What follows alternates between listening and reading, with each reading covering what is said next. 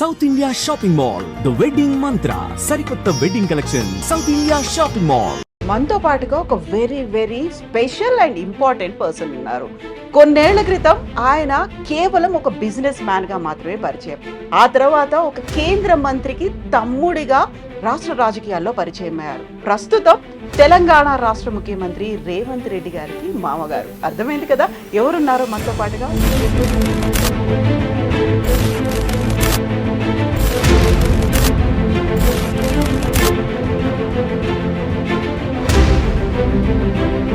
ఎప్పుడు మీకు అనిపించలేదా అట్లా రాజకీయాల్లోకి వెళ్ళాలి అనేది? కేసీఆర్ వెంబడి ఆల నరేంద్ర గారు వెంబడి ఉన్నాను. అదే టైంలో రేవంత్ రెడ్డి గారు కూడా అక్కడే ఉండేది కదా, అదే పార్టీలో, టిఆర్ఎస్ లో. రాజకీయాలు అలా ఉంటాయండి. పెళ్లి అనేది ఇష్టం లేకుండే కదా ఫస్ట్ మీకు గీత గారు నేను రేవంత్ రెడ్డి గారు తను పరిచయం లేని అబ్బాయి. ఎందుకని యాక్చువల్గా మీరు అసలు ఒప్పుకోలేదు? అపనమ్మకమేనా లేకుంటే ఇంకేదైనా? అతను ఏం చదువుతున్నాడు, వాళ్ళు ఏం చేస్తున్నారు కొంత. సో ఆ టైంలో గీత గారికి రాజకీయాలంటే పెద్దగా ఇష్టం లేదు అనేది విన్నాను. పెదనాన్న చూసింది కదా, ఇది చాలా బిజీ లైఫ్. రేవంత్ రెడ్డి గారితో ఫోటో లేదు ఎందుకు మరి మీది? ప్రత్యేకంగా ఆయనతోటి దిగారు. గతంలో వచ్చినటువంటి ఒక కేసు, ఓటుకు నోటు కేసు అనేది, ఒకదానికి 1000 కల్పించి చెప్పడం. రేవంత్ రెడ్డి గారికి మీరు బినామీలాగా ఉన్నారు అనే ఒక మాట కూడా వచ్చింది కదా మీ మీద. అసలేం పెట్టలేదు. ఇన్కమ్ ట్యాక్స్ రేడు. ఇప్పుడు తెలంగాణ రాష్ట్రం ఏర్పడ్డ తర్వాత ఎలా అనిపిస్తున్నాయి? తెలంగాణ అయితే శాస్త్రం కదా, ఏదో కొద్ది కాలం చూసి తప్పులో కాలేశామో అని అంటుంటారు. ఎట్లా చూస్తున్నారు ఈ రెండు పాలనలు, ప్రభుత్వాలని? కొన్ని చెప్పాలంటే కొన్ని విషయాలు ఇబ్బందికరంగా ఉంటాయి. నేను కేసీఆర్ తోడు కలిసి ఉన్నా కాబట్టి. మొన్ననే టిఆర్ఎస్ పార్టీ 25 ఏళ్ళు కంప్లీట్ చేసుకుంది, రజతోత్సవ సంబరాలని చేసుకుంది. అసెంబ్లీ ఎన్నికల తర్వాత ఎక్కువ రాలే కదా బయటికి. ప్రజల గురించి ఆలోచిస్తున్నారా పార్టీలు? ఆర్థిక ఇబ్బందులు ఉన్నాయి కదా, అటు పోటాపోటీ హామీలు ఒకటి. ఇంకొక పర్సనల్ క్వశ్చన్ నేను అడుగుతాను.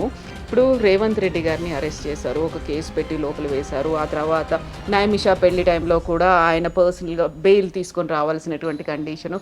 దీనికి రివెంజ్ తీసుకోవాలని గీతమ్మ అనుకున్నారు అనే మాట ఇప్పుడు కూడా తను వర్క్ చేస్తున్నప్పుడు చాలా మంది అంటున్నారు. అసలు ప్రతిసారి వినిపించే ఒక మాట ఏంటంటే సీఎంని మారుస్తారు. ఇప్పుడు ఇంకా రేవంత్ రెడ్డి కాదు, అయిపోయింది, ఇంకో కొత్త సీఎం వస్తాడు. కాంగ్రెస్ లో ఆ మాట అనడం సాధారణ విషయం. ఇప్పుడు మన దగ్గర టిఆర్ఎస్ పార్టీ అయిపోయింది, కాంగ్రెస్ వచ్చింది, ఆ తర్వాత నెక్స్ట్ మేమే వస్తున్నాము అనేది బీజేపీ చాలా గట్టిగా చెప్తుంది. సంవత్సరాన్నర నుంచి పార్టీ ప్రెసిడెంట్ నే మార్చలేదు. నమస్తే, నేను కవిత, వెల్కమ్ టు ఐ డ్రీమ్. మనతో పాటుగా ఒక very very special and important person ఉన్నారు. కొన్నేళ్ల క్రితం ఆయన కేవలం ఒక బిజినెస్ మ్యాన్ గా మాత్రమే పరిచయం. ఆ తర్వాత ఒక కేంద్ర మంత్రికి తమ్ముడిగా రాష్ట్ర రాజకీయాల్లో పరిచయం అయ్యారు. ప్రస్తుతం తెలంగాణ రాష్ట్ర ముఖ్యమంత్రి రేవంత్ రెడ్డి గారికి మామగారు. అర్థమైంది కదా ఎవరున్నారో మనతో పాటుగా ఉన్నారు సూదిని పద్మారెడ్డి గారు. పద్మారెడ్డి గారు నమస్కారం అండి. థ్యాంక్ యూ సో మచ్ మీరు మాకు టైం ఇచ్చినందుకు. Thank you. Very first time అనుకుంటాను మీరు ఒక ఇంటర్వ్యూ ఇవ్వడం, అది మాకు ఇవ్వడం, అది నేను చేయడం అనేది. Thank you. పద్మారెడ్డి గారు పూర్తి పేరేంటి? అనంత పద్మనాభరెడ్డి. షార్ట్ కట్లు ఎందుకు పెట్టుకున్నారు? రికార్డులో అలా వచ్చింది. ఓకే.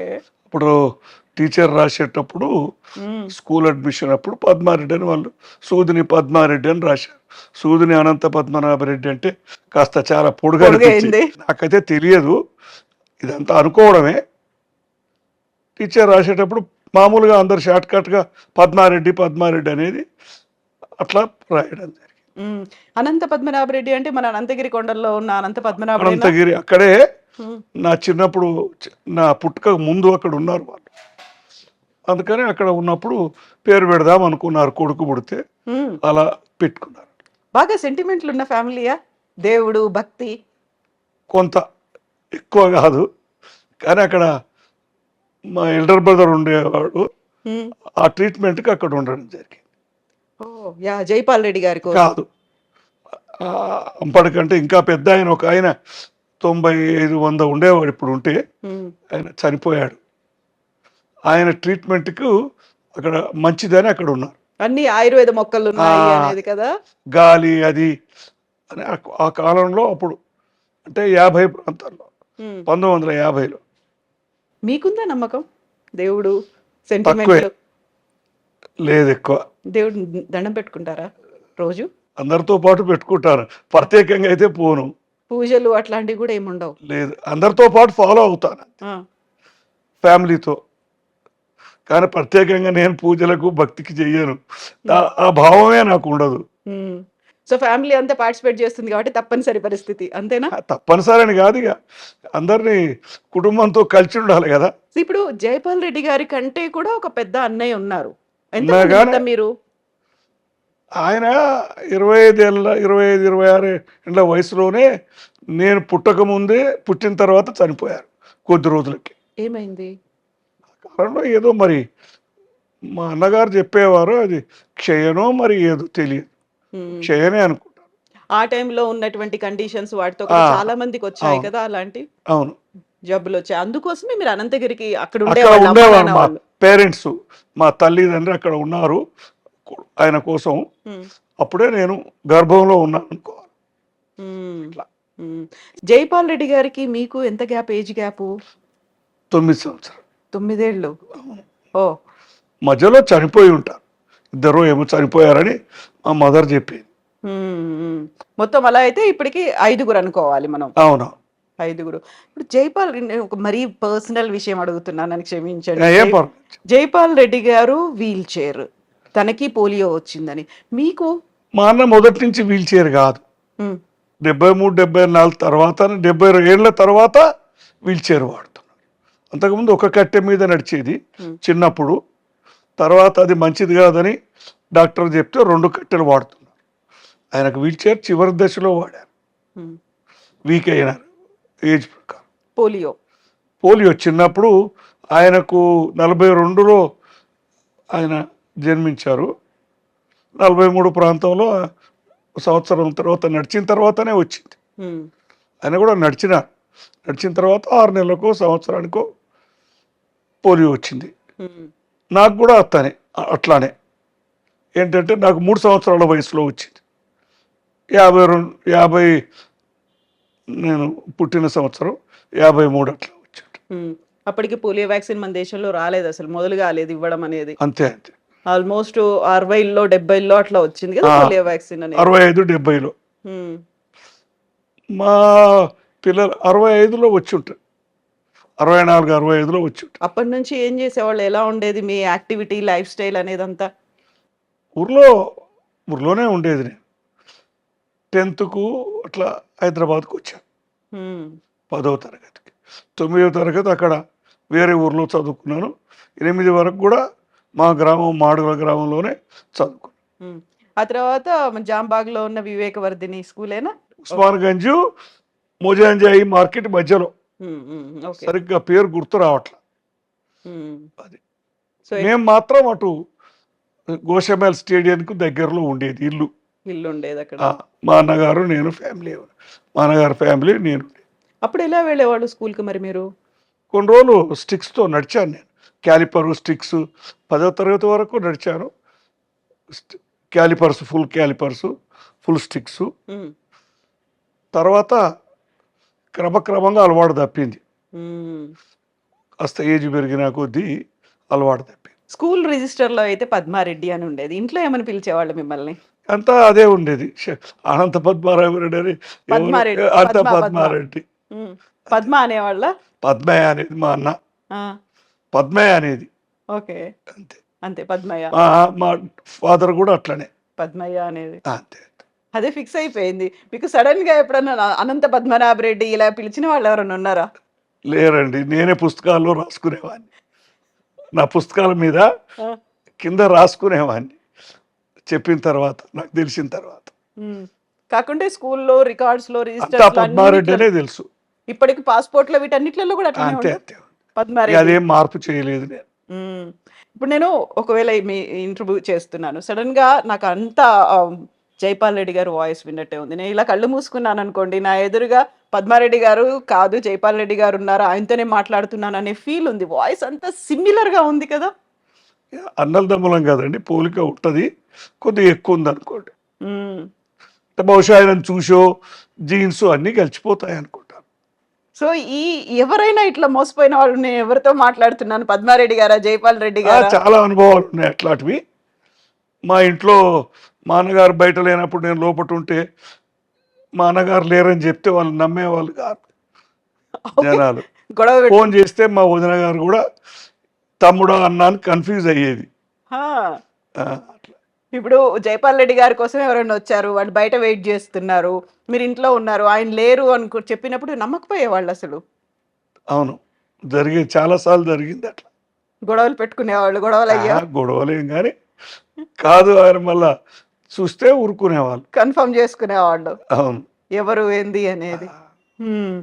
మీరు రాజకీయాలు అంటే నాకు పెద్దగా ఇష్టం లేదు అని చెప్పేవాళ్ళు, కాకుంటే జైపాల్ రెడ్డి గారు మాత్రం చిన్నప్పటి నుంచి కాంగ్రెస్ అంటే ఇష్టం, అక్కడి నుంచి ఎమ్మెల్యేలు, ఎంపీ, తర్వాత కేంద్ర మంత్రులు, 6 సార్లు కేంద్ర మంత్రులు అయ్యారు. ఎప్పుడు మీకు అనిపించలేదా అలా రాజకీయాల్లోకి వెళ్ళాలి అనేది అన్నలాగా? ఏమో మన అంతగా ఆ కోరిక అయితే కలగలేదు అంటే రాజకీయాలకి వెళ్ళాలని. ఉమ్, కానీ కొంతకాలం రాజకీయాల్లో ఉన్నాను నేను. టీఆర్ఎస్లో ఉన్నా ఉమ్, 2001 నుంచి 8 వరకు. కేసీఆర్ వెంబడి, ఆల నరేంద్ర గారు వెంబడి ఉన్నాను నేను. ఉమ్, అంటే ఏం పదవి ఆశించి అట్లా కాదు, తెలంగాణ కావాలనే ఒక కోరిక నాలో బలంగా ఏర్పడింది. అప్పుడు కేసీఆర్ ద్వారా వస్తుంది, ప్రొఫెసర్ జయశంకర్ వాళ్ళందరినీ కూడా చూసి కొంత స్ఫూర్తి పొంది ఆ పార్టీలో కొంతకాలం ఉన్నాను. ఉమ్, తర్వాత నేను అనుకుంటాను కొన్ని ఆర్థిక ఇబ్బందులు కూడా వచ్చినాయి నాకు అప్పుడు, ఉమ్, ప్లస్ కొన్ని వ్యక్తిగత కారణాల వల్ల దాంట్లో నుంచి కూడా తప్పుకున్నాను. Um. So very initial days party పెట్టిన కొత్తలో మీరు ఉన్నారు, టీఆర్ఎస్ ఉన్నారు. పార్టీతో ఉన్నారు. నరేంద్ర, సెకండ్ ఫేజ్లో లేను. ఓకే. సో అప్పుడు నరేంద్ర గారు ఉన్నారు, మీరు ఉన్నారు. అసలు నరేంద్ర, నేను రాజకీయాల్లో అంటూ రాలేదు. నరేంద్ర గారు తెలంగాణ సాధనా సమితి అని పెట్టారు, అవును. దాంట్లో రాజకీయాలు కాదు కదా ఫోరం అని దాంట్లో చేరాను. కొద్ది కాలానికి అది పోయి దాంట్లో కలిసిపోయింది. టీఆర్ఎస్ అట్లా దాంట్లో నేను చేరాల్సి వచ్చింది. అదే టైంలో తల్లి తెలంగాణ అని విజయశాంతి గారు కూడా అందులోనే కలిపేశారు కదా. తర్వాత అది అప్పుడు కాదు, అప్పుడు కాదు, తర్వాత. తర్వాత ఎట్లా ఉండేది అప్పుడు? మీరు తెలంగాణ మనకు ప్రత్యేక రాష్ట్రం కావాలి, ఒక ఉద్యమించాలి, అందరూ కోరుకుంటున్నారు, నీళ్లు నిధులు నియామకాలు అనేటువంటి ఒక పోరాటం అవన్నీ కనిపించేది. ఆ రోజుల్లో ఉన్నటువంటి ఆ వాతావరణం ఎట్లా అనిపించేది మీకు? మేము ఉన్నతాడ మాకు చాలా ఉత్సాహంగా ఉండేది. మనం దాన్ని సాధించుకోవాలా, దానికి ఏం మార్గాలు వెతకాలా. ఈ కాంగ్రెస్ ఎప్పుడు కూడా దాన్ని ఇస్తామంటారు, ఇవ్వరు అనే ధోరణి ఉండేది. ఎట్లా తెచ్చుకోవాలా, సాధించుకోవాలనేది ఒక ఎప్పుడు చర్చలు నడిచేది. అప్పుడు మీరు వచ్చినటువంటి ప్రాంతం మహబూబ్ నగర్ కూడా ఆ వెనకబడిన ప్రాంతంగానే ఉండేది, వలసలు అనేవి ఎక్కువ అక్కడి నుంచే కనిపించేది. మా జిల్లా చాలా వెనకబడ్డది, పెద్ద జిల్లా కూడా. ఇటు నల్గొండ జిల్లా నుంచి అటు కర్నూలు వరకు, ఇటు కర్ణాటక బార్డర్ కదా. విచిత్రంగా కాంగ్రెస్ పార్టీ ఎప్పుడు ఇస్తా అంటుంది, ఇవ్వట్లేదు అనేటువంటి ఒక ఉద్యమము, నిరసన, ఒక పోరాటం ఇవన్నీ ఉండేది, ఒక రకంగా అసంతృప్తి ఉండేది. ఎంత విచిత్రమైన పరిస్థితి అంటే, అన్నగారు జైపాల్ రెడ్డి గారు అప్పటికే కాంగ్రెస్ పార్టీలో ఉన్నారు, ఎమ్మెల్యేలు, ఎంపీలు అయ్యారు, కేంద్ర మంత్రి పదవిలో ఉన్నారు, అయినప్పటికీ కూడా కాంగ్రెస్ ఇవ్వలేదు అనే అసంతృప్తి మీకుండేదా? తప్పకుండా ఉండేది. ఏమనేవాళ్ళు మీరు ఈ మాట చెప్పినప్పుడు? మా అన్నగారితో వాదించేది కూడా, మీరు సరిగా కృషి చేయట్లేదేమో అని. పోరాటం చేయట్లేదు, కృషి అంటే ఒత్తిడి పెట్టట్లేదు అనా? అధిష్టానం మీద చేయాల్సినంత ఒత్తిడి లేదు అంటే ఆయన రాజకీయంగా దానికి ఇవ్వడానికి కాంగ్రెస్ పార్టీకి ఉన్న ఇబ్బందులు అది చెప్పేవారు. కాంగ్రెస్ పార్టీకి పూర్తి మెజారిటీ లేదు పార్లమెంట్లో. అవును. ఓన్లీ 220 మొదట్లో, అవి కూడా లేవు తర్వాత కదా, 2009 తర్వాత. 2004లో అయితే ఇంకా తక్కువ ఉన్నాయి. అన్ని పార్టీలు ఒప్పుకోవాలా, దేశంలో అన్ని పార్టీలను చేయాలా, ఆ విధంగా మద్దతు కూడా కట్టుకోవాలి. కేసీఆర్ ఆ విషయంలో బాగానే ప్రయత్నం చేశారు. మీరు ఆ టైంలో టీఆర్ఎస్ నరేంద్ర గారితో కలిసి టీఆర్ఎస్ పార్టీలో జాయిన్ అయినరు. అప్పుడు ఇంట్లో ఉన్నటువంటి ఒపీనియన్స్ ఎట్లుండేవి? కేంద్ర మంత్రిగా జైపాల్ రెడ్డి గారు ఉన్నారు, మీరేమో టీఆర్ఎస్ పార్టీ, అసలు కాంగ్రెస్ ఇవ్వట్లేదు అనేటువంటి ఒక అసంతృప్తి ఉండేది. ఇంట్లో ఆ సమస్యలు ఇంట్లో లేవు లేవు లేవు అసలు మాట్లాడుకోకపోయారా? మాట్లాడుకునేది కానీ కుటుంబాలకి కుటుంబ బాంధవ్యాలకి ఈ రాజకీయాలకి మేము ముడిపెట్టలేదు. ఉమ్, అవి ఎప్పుడైనా మంచిగా ఉమ్, మా అన్నగారు కూడా అలా చూడలేదు, మేము కూడా ఆయనను గౌరవంగానే చూసాం. ఆయన కూడా మమ్మల్ని అంత అట్లా వీళ్ళు టీఆర్ఎస్ అని ఎప్పుడు అట్లా ఆయన పెట్టుకోలేదు. ఉమ్.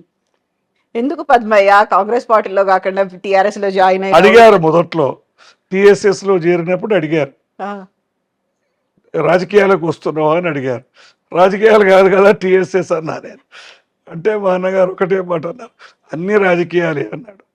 అన్ని చివరికి ఏ ఉద్యమం అయినా చేరేది అందులోకి అని చెప్పిండ్రు. అన్నారు కానీ నేను ఆయనకేం సమాధానం చెప్పేంత స్థాయి కాదు. నేనేం దాని తర్వాత జవాబు చెప్పలేదు. కాకపోతే టిఆర్ఎస్ పార్టీలో 2001 నుంచి 2008 వరకు అయితే మీరున్నారు. ఉన్నాను. అప్పటికే మళ్ళీ రాజీనామాలు చేయాలి, ముందుకెళ్ళాలి, ఉప ఎన్నికలు రావాలి అనేటువంటి ఒక ఉద్యమాన్ని సార్లు అంతకుముందు ఉప ఎన్నికలు వచ్చినాయి కదా 2004 నుంచి 2009 వరకు. దాంట్లో ప్రచారంలో అన్ని సమావేశాల్లో పాల్గొనేవాడిని నేను. అప్పుడు మీకు కంటెస్ట్ చేయాలని అనిపించలేదా? లేదు, అవకాశం లేదు, నాకు అలాంటి ఆలోచన కూడా కలగలేదు, ఎప్పుడు అడగలేదు, నేను ఆ విధంగా అనుకోలేదు. సో మొత్తం కంప్లీట్ గా టిఆర్ఎస్ పార్టీని ఈ రాజకీయాలని ఎప్పుడు వదిలేసిండ్రు మీరు? రాజకీయాలని అనుకోలే నేను. తెలంగాణ సాధన కోసం మనం కూడా పాల్గొనాలి, పోరాటం ఉద్యమంలో అంత ఉండాల, మనం కూడా మన వంతు చేయాలనే ఉద్దేశమే కానీ ఏదో పదవులు తీసుకుందామని అట్లా. అప్పటికే నా వయసు చాలా వయసు, అది 58 ఏళ్ళు, అప్పుడు 51, 52. ఇంకప్పుడు రాజకీయాల గురించి ఏమి పదవుల గురించి ఆలోచించలేదు. అవును, అన్నీ చూసుకోవాలి. ఇప్పుడు మీరు ఆర్థికంగా అన్నారు, ఆరోగ్యపరంగా చూసుకోవాలి, ప్రతిదీ చూసుకోవాలి, తిరగాలి. కొద్దిగా ఆర్థిక పరంగా కొన్ని ఇబ్బందులు వచ్చినాయి, కొన్ని వ్యక్తిగత సమస్యలు కూడా వచ్చినాయి. అందుకని 2008లో తప్పుకున్నాను.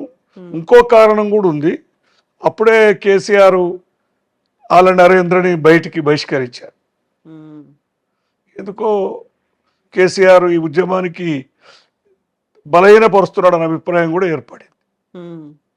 బట్ ఆ తర్వాత రియలైజ్ అయినరా మీరు అదే టైంకి బయటకు వచ్చిన తర్వాత మళ్ళీ ఉద్యమం ముందుకెళ్తున్నప్పుడు? దాని గురించి ఏమి ఆలోచించలేదు. మళ్ళా జరుగుతుందనే ఉన్నాం కానీ మనం దాంట్లో పోయి చేసేది ఏదో ఉంది అని అప్పుడు మళ్ళీ తర్వాత అనిపించలేదు.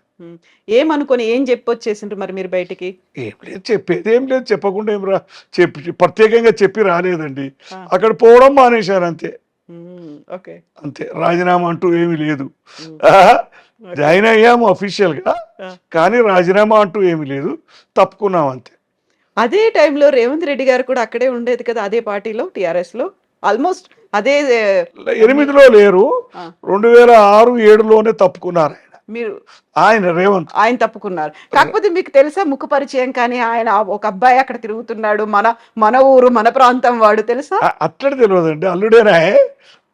అప్పటికే పెళ్లి అయిపోయింది. అవును, మరి 92లోనే పెళ్లి, 92లో పెళ్ళయింది. అవును. సో ఎట్లా ఉండేది, మీరు మీ అల్లుడు అందులోనే టిఆర్ఎస్ పార్టీలోనే ఉన్నారు అనుకుంటే? అది ఎప్పుడు కుటుంబాల మీద సమస్య, ఆ బాంధవ్యాల మీద ఏమి తేడా చూపలేదు. ఆయన పద్ధతి ఆయన, ఎవరి పద్ధతి వాళ్ళది. మీకంటే ముందే ఆయన టిఆర్ఎస్ పార్టీ నుంచి బయటకు వచ్చేసిండ్రు. అవును, నేనే మొదలు చేరాను పార్టీలో. 2002, 2003 రేవంత్ టిఆర్ఎస్లో చేరాను.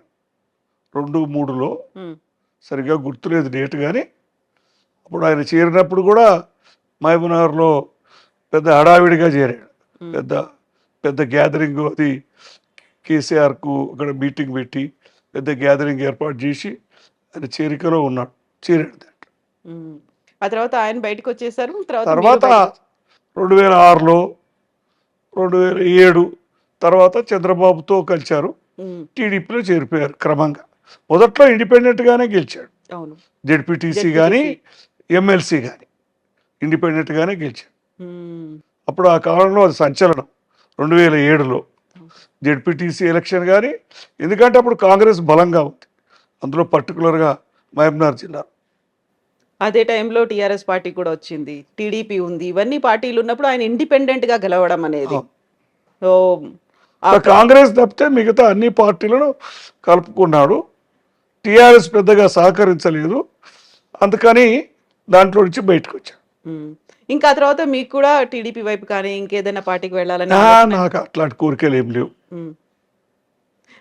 అయితే జెడ్పీటీసీ, ఎమ్మెల్సీ, ఎమ్మెల్యే, ఎంపీ, ఆ తర్వాత ఇప్పుడు ముఖ్యమంత్రి. ఆ టైంలో పెళ్ళైనప్పుడు చూసుకుంటే ఇప్పటికి ఇన్నేళ్ల తర్వాత ఏమనిపిస్తుంది పద్మారెడ్డి గారికి, రేవంత్ రెడ్డి గారిని చూస్తే, అల్లుడిని చూస్తే? సంతోషం అనిపిస్తుంది అట్లే. ఉమ్. పెళ్ళి అనేది ఇష్టం లేకుండే కదా ఫస్ట్ మీకు గీత గారు నేను రేవంత్ రెడ్డి అవును, గారు? తను పరిచయం లేని అబ్బాయి, ఉమ్. అందుకని ఎట్లాంటి వాడో తెలియదు కదా మనకు. ఆ నపనమ్మకం అవన్నీ ఉన్నాయి. ఉమ్. తర్వాత మేమే దారిలోకి వచ్చాం. దారిలోకి తీసుకొచ్చిరారు గీత గారు. అంతే. ఏ- ఎందుకని యాక్చువల్ గా మీరు అసలు ఒప్పుకోలేదు? అపనమ్మకమేనా లేకుంటే ఇంకేదైనా ఉందా? తెలియదు అతని గురించి. అసలు ఏం తెలియదు. ఆయన గురించి తెలియదు కదా, బ్యాక్గ్రౌండ్ కానీ వాళ్ళ ఫ్యామిలీ కానీ. మా ప్రాంతమే కానీ మాకు ఊరికి చాలా దూరంగా ఉంటుంది. తెలిసిన వాళ్ళ ఊర్లో వాళ్ళు కొంత తెలిసిన వాళ్ళే. అట్లా అతను ఏం చదువుతున్నాడో, వాళ్ళు ఏం చేస్తున్నారో, కొంత మామూలు కుటుంబం అని కూడా కొంత, మాది అప్పటికే కొద్దిగా సంపన్న కుటుంబం అని ఒక ఫీలింగ్. రాజకీయ కుటుంబం. అవన్నీ ఉన్నాయి కదా మరి, అట్లా. సో లవ్ మ్యారేజ్ అది. Yes yes. లవ్ మ్యారేజ్ కి వ్యతిరేకమైతే కాదు. అయినా తల్లిదండ్రుల విచక్షణ చూడాలి కదా, అమ్మాయి ఎటు వెళ్తుంది ఏమిటి, అంతే. అంతకు మించి దానికేం వ్యతిరేకం కాదు లవ్ మ్యారేజ్లకి. ఇప్పుడు గీత గారు ఢిల్లీలో వెళ్ళి చదువుకొని వచ్చిండ్రు, లేడీ శ్రీరామ్ కాలేజ్లో. అక్కడ అవును. బిఎస్సి చేసి అక్కడ వచ్చిన తర్వాత ఆ సంబంధాలు కూడా చాలా ఎక్కువ రేంజ్ లో ఉన్నటువంటి సంబంధాలే వచ్చి ఉంటాయి. పెళ్లి చూపులు కావచ్చు. ఇక అప్పుడు పెద్ద సంబంధాలు చూడలేదండి, అసలు చూడలేదు. ఎందుకంటే లవ్ నడుస్తున్నప్పుడు వేరే ఎట్లా చూస్తాం. అది ఇప్పుడు తెలిసింది మీకు నడుస్తోందని? ఎవరు ఆమె చదువుతున్నప్పుడే తెలిసింది, డిగ్రీకి అక్కడ పంపించాము, తెలిసింది. అందుకని ఇక మళ్ళీ వేరే సంబంధాలు ఎట్లా చూస్తాం, వేరే అమ్మాయితోటి మనకు అనుమానంగా ఉంది కదా వ్యవహారం. ఇంటర్మీడియట్ లోనే పరిచయం ఒకరికొకరు ఇద్దరు. అవును. ఆ తర్వాత డిగ్రీకి మీరు అక్కడికి పంపించారు. అవును. ఎందుకు అక్కడి దాకా పంపించాల్సి అనిపించింది మీకు? మా అన్నగారు అక్కడ ఉన్నారు అప్పుడు ఢిల్లీలో, అక్కడ ఫ్యామిలీ ఉంది మా అన్నగారు. ఇక్కడ దూరం అయితే కొద్దిగా అనే ఉద్దేశం ఉంది కొంత, అందుకని అక్కడ పంపించారు. డౌట్ఫుల్, ఎందుకులే వద్దు ఇంకొంతకాలం చూద్దాము. ఎగ్జాక్ట్లీ. సో బట్ అప్పటికి కూడా ఇద్దరు స్టిక్ అయి ఉన్నారు. పెళ్లి చేసుకుని చివరి వరకు అమ్మాయి రేవంత్ ఇద్దరు స్టిక్ అయ్యారు. ఇక వాళ్ళ దాంట్లో అంత ఖచ్చితంగా ఉన్న తర్వాత మేము ఒప్పుకున్నాం. సో ఆ టైంలో గీత గారికి రాజకీయాలంటే పెద్దగా ఇష్టం లేదు అనేది విన్నాను.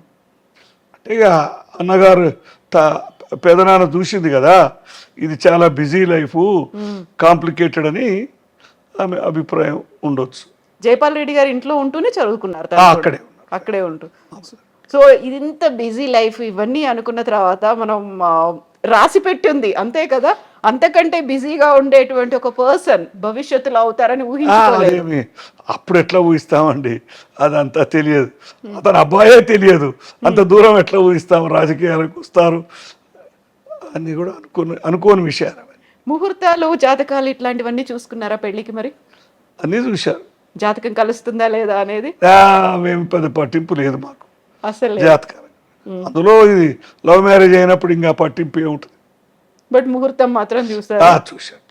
గ్రాండ్ గా పెళ్లి చేయాలి, తండ్రిగా బాధ్యత, అదంతా ఎలా జరగాలో అలా జరిగిపోయింది సాధారణంగా. ఆ తర్వాత రేవంత్ రెడ్డి గారు రాజకీయాల్లోకి వచ్చారు. అంతకుముందు ఏదో ఒక చిన్న ఉద్యోగం చేసుకున్నారు, తనకంటూ ఒక చిన్న కంపెనీ పెట్టుకున్నారు, రాజకీయాలకు వచ్చారు. వెరీ ఇనీషియల్గా ఇండిపెండెంట్గా కంటెస్ట్ చేశారు, గెలిచారు.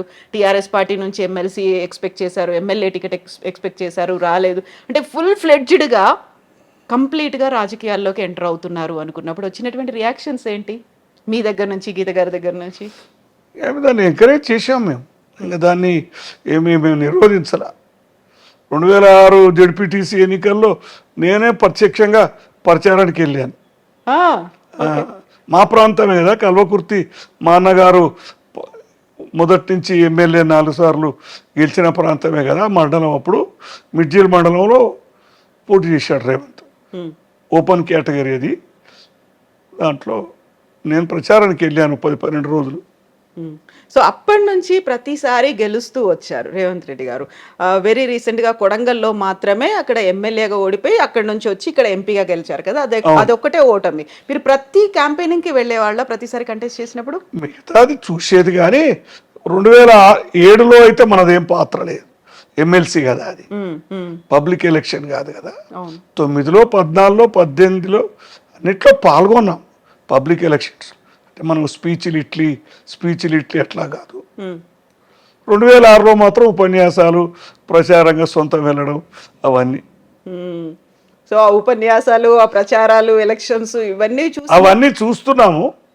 నాకు కొడంగల్లో మొదటి నుంచి అనుభవం ఉంది. 1984-89లో మా అన్నగారు మహబూబ్నగర్ అసెంబ్లీ పార్లమెంట్ నిలబడ్డప్పుడు అక్కడ నేను ఇన్ఛార్జిగా ఉన్నాను మా అన్నగారికి నియోజకవర్గానికి. అది అనుకోకుండా మళ్ళీ అక్కడే రేవంత్ పోటీ చేశాడు. అంటే పూర్వ పరిచయాలు ఉన్నాయి 84 నుంచి. సో అది మెల్లిమెల్లిగా గ్రాడ్యువల్గా ఇక్కడ దాకా వచ్చిన తర్వాత ఒక్కసారి వెనక్కి తీసుకుంటే మీరు కానీ, గీత గారు కానీ, ఇంట్లో ఫ్యామిలీ మెంబర్స్ కానీ ఏం మాట్లాడుకుంటారు, ఏమనుకుంటారా? అసలు రాజకీయాలు అంటే ఇష్టం లేని గీత గారు కూడా ఆ సమస్య ఎప్పుడో మర్చిపోయారు, మునిగిపోయారు కదా, దాంట్లోనే మునిగి తేలారు కదా. ఇప్పుడు నైమిషా, గీత గారికి రేవంత్ రెడ్డి గారికి ఒకే ఒక కూతురు, తనకి నైమిషా అని పేరు పెట్టారు. ఎవరు పెట్టారా పేరు? ఏదో కొత్త పేరు కావాలని వెతికితే అది కనిపించింది, మేమందరం కూడా ఒప్పుకున్నాం. నైమిషారణ్యం బ్యాక్గ్రౌండ్ అయితే అది. మనకి రామాయణాలు, పురాణాల్లో మాత్రం నైమిషారణ్యం అనేది చదువుకున్నాము. నైమిష అని బుక్స్లో దాంట్లో వెతికితే ఆ విధంగా అది సెలెక్ట్ అయ్యింది. ఇప్పుడు ఈ ఇంటికి పేరు కూడా నైమిషా అని పెట్టి ఉంది. మనవరాలతోటి ప్రేమతో పెట్టుకుంది అది. మీరే పెట్టుకున్నారు ఇది? అవునవును. నైమిషా బిల్డింగ్ అయితే కాదు కదా ఇది, నైమిషాది కాదు కదా, మాదే ఇది. కానీ మనవరాలు పేరు పెట్టుకుంటాం కదా మన అట్లా. సో తాత అని పిలిపించుకుంది నైమిషా నోట్ నుంచి, అంతేనా? ఆ అటాచ్మెంట్, ఆ బాండ్ అనేది. అయితే ఇప్పుడు ఒకే ఒక కూతురు అంటే మీకు ఒకే ఒక మనవరాలు, రేవంత్ రెడ్డి గారికి ఒకే ఒక కూతురు అనుకున్నప్పుడు మళ్ళీ ఫర్దర్గా ఎందుకు కంటిన్యూ చేయలేదు? ఒక మనవాడు ఉండాలి. మేము అడిగాం కానీ అది వాళ్ళ ఇష్టం కదా, మనం బలవంత పెట్టలేము, వాళ్ళ తీర్మానం అది. నేను పద్మారెడ్డి గారి గురించి నేను సెర్చ్ చేసినప్పుడు సోషల్ మీడియాలో ఫొటోస్ ఏమైనా ఉంటే చాలా చాలా లిమిటెడ్గా ఉన్నాయి. అందులో కూడా మనవాళ్ళు మనవరాళ్లతో ఉన్నటువంటి ఫోటోలు మాత్రమే ఉన్నాయి. ఎందుకంటే నేను పబ్లిక్ లైఫ్లో లేను కదండి, జీవితంలో నేను ఎక్కువ లేను, అంత లైమ్ లైట్ కూడా నాకు ఇష్టం ఉండదు. రేవంత్ రెడ్డి గారితో ఫోటో లేదు ఎందుకు మరి మీది? ఆయనతో ప్రత్యేకంగా దిగలేదు, కుటుంబంతో దిగాను. కుటుంబంతో, కూతురు, మనవరాలు, మా మిస్సెస్తో ఇట్లా ఫోటోలు చాలా ఉన్నాయి. పెళ్ళిళ్ళు, ఫంక్షన్లు అప్పుడు ఫోటోలు ఉన్నాయి అంతే. ప్రత్యేకంగా ఆయనతోటి దిగారు, ఆయన లేదు, నేను పోలేదు అంతే. సీఎం అయిన తర్వాత కూడా వెళ్ళలేదు. కంగ్రాచులేట్ చేయడానికి అది వెళ్ళానులేండి. ఆయన వచ్చారా? నేనే వెళ్ళా. అంటే కౌంటింగ్ నాడు అక్కడే ఉన్నాం. కౌంటింగ్ స్టార్ట్ అయితే అప్పుడు మొన్న 23లో అక్కడే ఉన్నాం, ఇంట్లోనే ఉన్నాం. ఎర్లీగా వెళ్ళి అక్కడే ఉన్నాం. సో అప్పుడు కాంగ్రెస్ పార్టీలో చేరారు ఆయన. యాక్చువల్గా టీఆర్ఎస్ నుంచి టీడీపీకి వెళ్ళారు, టీడీపీ నుంచి కాంగ్రెస్కి వచ్చారు, టీపీసీసీ చీఫ్ అయ్యారు. అందరికంటే ఎక్కువగా ఉన్నటువంటి గ్రూప్ రాజకీయాలు వీటన్నిటికంటే కూడా ప్రయారిటీ రేవంత్ రెడ్డి గారికి ఇచ్చారు. ఆయన టీపీసీసీ చీఫ్ చేశారు. ఒక బరువు బాధ్యతలు అప్పుడే ఎత్తుకున్నారు కదా. ఆ టైంలో ఏమనిపించేది కాంగ్రెస్లో అంతమంది సీనియర్లు, ఉద్దండులు అందరూ ఉన్నప్పుడు? ఇది కష్టమైన ప్రయాణం అనిపిస్తుంటుంది కదా, కష్టమైన పెట్టుకున్నారనేది ఉన్నది. కానీ ఆయనలో ఆ పోరాట స్ఫూర్తి, ఆ చైతన్యము, ఆ డైనమిజము అంతా ఉండింది. చివరికి అందరినీ కలుపుకొని పోయి చేసిన తీరు బాగుంది. ఆ తర్వాత టీపీసీసీ చీఫ్ కాస్త సీఎం క్యాండిడేట్, అది కూడా అనౌన్స్ చేయడానికి కొంచెం టైం తీసుకున్నారు. ఆల్మోస్ట్ ఒక 4-5 రోజులు పట్టింది అనౌన్స్ చేయడానికి. వెరీ ఫస్ట్ టైం ఆయన 2 రోజులు తీసుకున్నారు నాకు తెలిసి. అంటే కాంగ్రెస్లో సహజమే కదండి, ఇదేమి ఒక్కరి పార్టీ కాదు కదా. సీఎంగా అనౌన్స్ చేశారు. ఫస్ట్ వార్త ఎవరు చెప్పారు మీకు? టీవీలోనే వస్తుంది కదా. వీళ్ళు తీర్మానం పంపారన్నారు, లెజిస్లేచర్ పార్టీ అభిప్రాయం తీసుకొని పంపారన్నారు. రెండో నాడో ఏమో దాని కన్ఫర్మేషన్ వచ్చింది. వాళ్ళ డైరెక్ట్గా మళ్ళా మీటింగ్ కూడా పెట్టకుండా ప్రకటించేశారు కదా. నార్మల్గా ఏమవుద్దంటే వాళ్ళ ఒపీనియన్ తీసుకొని మళ్ళీ మీటింగ్ పెట్టి చేస్తారు. కానీ అలా లేకుండా డైరెక్ట్గా Revanth Reddy appointed legislature party leader అని అనౌన్స్ చేసేసారు. తెలంగాణ రాకుండా కొంచెం జాప్యం చేస్తుంది, ఆలస్యం చేస్తుంది, ఆలోచిస్తుంది అనుకున్నటువంటి కాంగ్రెస్ పార్టీలోనే చేరారు రేవంత్ రెడ్డి గారు. టీపీసీసీ చీఫ్ అయ్యారు. ఆ తర్వాత ముఖ్యమంత్రి కూడా కాంగ్రెస్ పార్టీ నుంచే అయ్యారు కదా. ఒక్కోసారి విధి విచిత్రమైంది ఇలాంటి చాలా విచిత్రమైంది ఇది. రాజకీయాలు అలా ఉంటాయండి. ఎక్కడ ఎప్పుడు ఏం జరుగుతుందో చెప్పలేము. రాజకీయాల్లో అన్ని సాధ్యమే అంటారు కదా, అసాధ్యం ఏమీ కాదు. చాలా విచిత్రమైన పరిణామాలు. టీడీపీ నుంచి కాంగ్రెస్ రావడం, టీడీపీ అంటేనే పక్క కాంగ్రెస్ వ్యతిరేక పార్టీ కదా, పరస్పర విరుద్ధ సిద్ధాంతాలు అన్నీ ఉంటాయి. అక్కడ నుంచి ఇక్కడికి రావడం, వచ్చిన తర్వాత ఇక్కడ నెగ్గుకు రావడం, ఇటు ప్రజల్లో కాదు అక్కడ ఉన్నటువంటి లీడర్లని అధిష్టానం అందరూ. రేవంత్ అలా తన చాయిస్ను సరైన టైంలో కాంగ్రెస్లోకి మారిపోవడం. ఏం నచ్చుతుంది రేవంత్ గారిలో మీకు? డైనమిజం, చేయాలనే కోరిక, ఏదన్నా పట్టుదల. మొండి పట్టుదల అంటారా, ఏమంటారు మీద దాన్ని? మొండి అనొచ్చు, కొంత పట్టు విడుపు కూడా ఉంది లేండి. లేకపోతే కాంగ్రెస్లో ఆ పదవి సాధ్యం కాదు. ఇప్పుడు చుట్టూ అట్మాస్ఫియర్ అయితే విపరీతంగా ప్రజలు ఉంటారు, ఎదురు చూస్తూ ఉంటారు. వీళ్ళ దగ్గరికి వెళ్ళి కలిస్తే మనకి ఏదో పని అవుతుందేమో అనేది ఉంటుంది కదా. ఉంటుందిలేండి, ప్రజల్లో సహజంగా నాయకుడు అన్నప్పుడు పనులు అవుతాయని ముఖ్యమైన పదవిలో ఉన్న వాళ్ళకి వస్తారు. సో ఇప్పుడు రాజకీయాల్లో ఉన్నారు అంటే బోల్డ్ అన్ని ఆటుపోట్లు ఉంటాయి. నేను ఎప్పుడు దాని పెద్ద ఆడంబరంగా తీసుకోలేదు. నాకేం పెద్ద ఉన్నట్టే ఉన్నా లేనట్టే ఉన్నా, అంత దాని అంత పొంగిపోలేదు, కుంగిపోలేదు. ఎందుకంటే చిన్నప్పటి నుంచి అలవాటు అయిపోయింది. Ups and downs. రాజకీయాలు అన్నీ చూస్తున్నాం కదండి. 60 సంవత్సరాల నుంచి చూస్తున్నా నేను. 15-16 సంవత్సరాల చేత మనకు జ్ఞాపకం ఉంటుంది కదా రాజకీయాలు. బోల్డ్ అని లోసు హైసు అన్ని అందరిది, ఒక రేవంత్ది, జయపాలరెడ్డిదే కాకుండా అందరి రాజకీయాలు ఉత్థాన పతనాలు.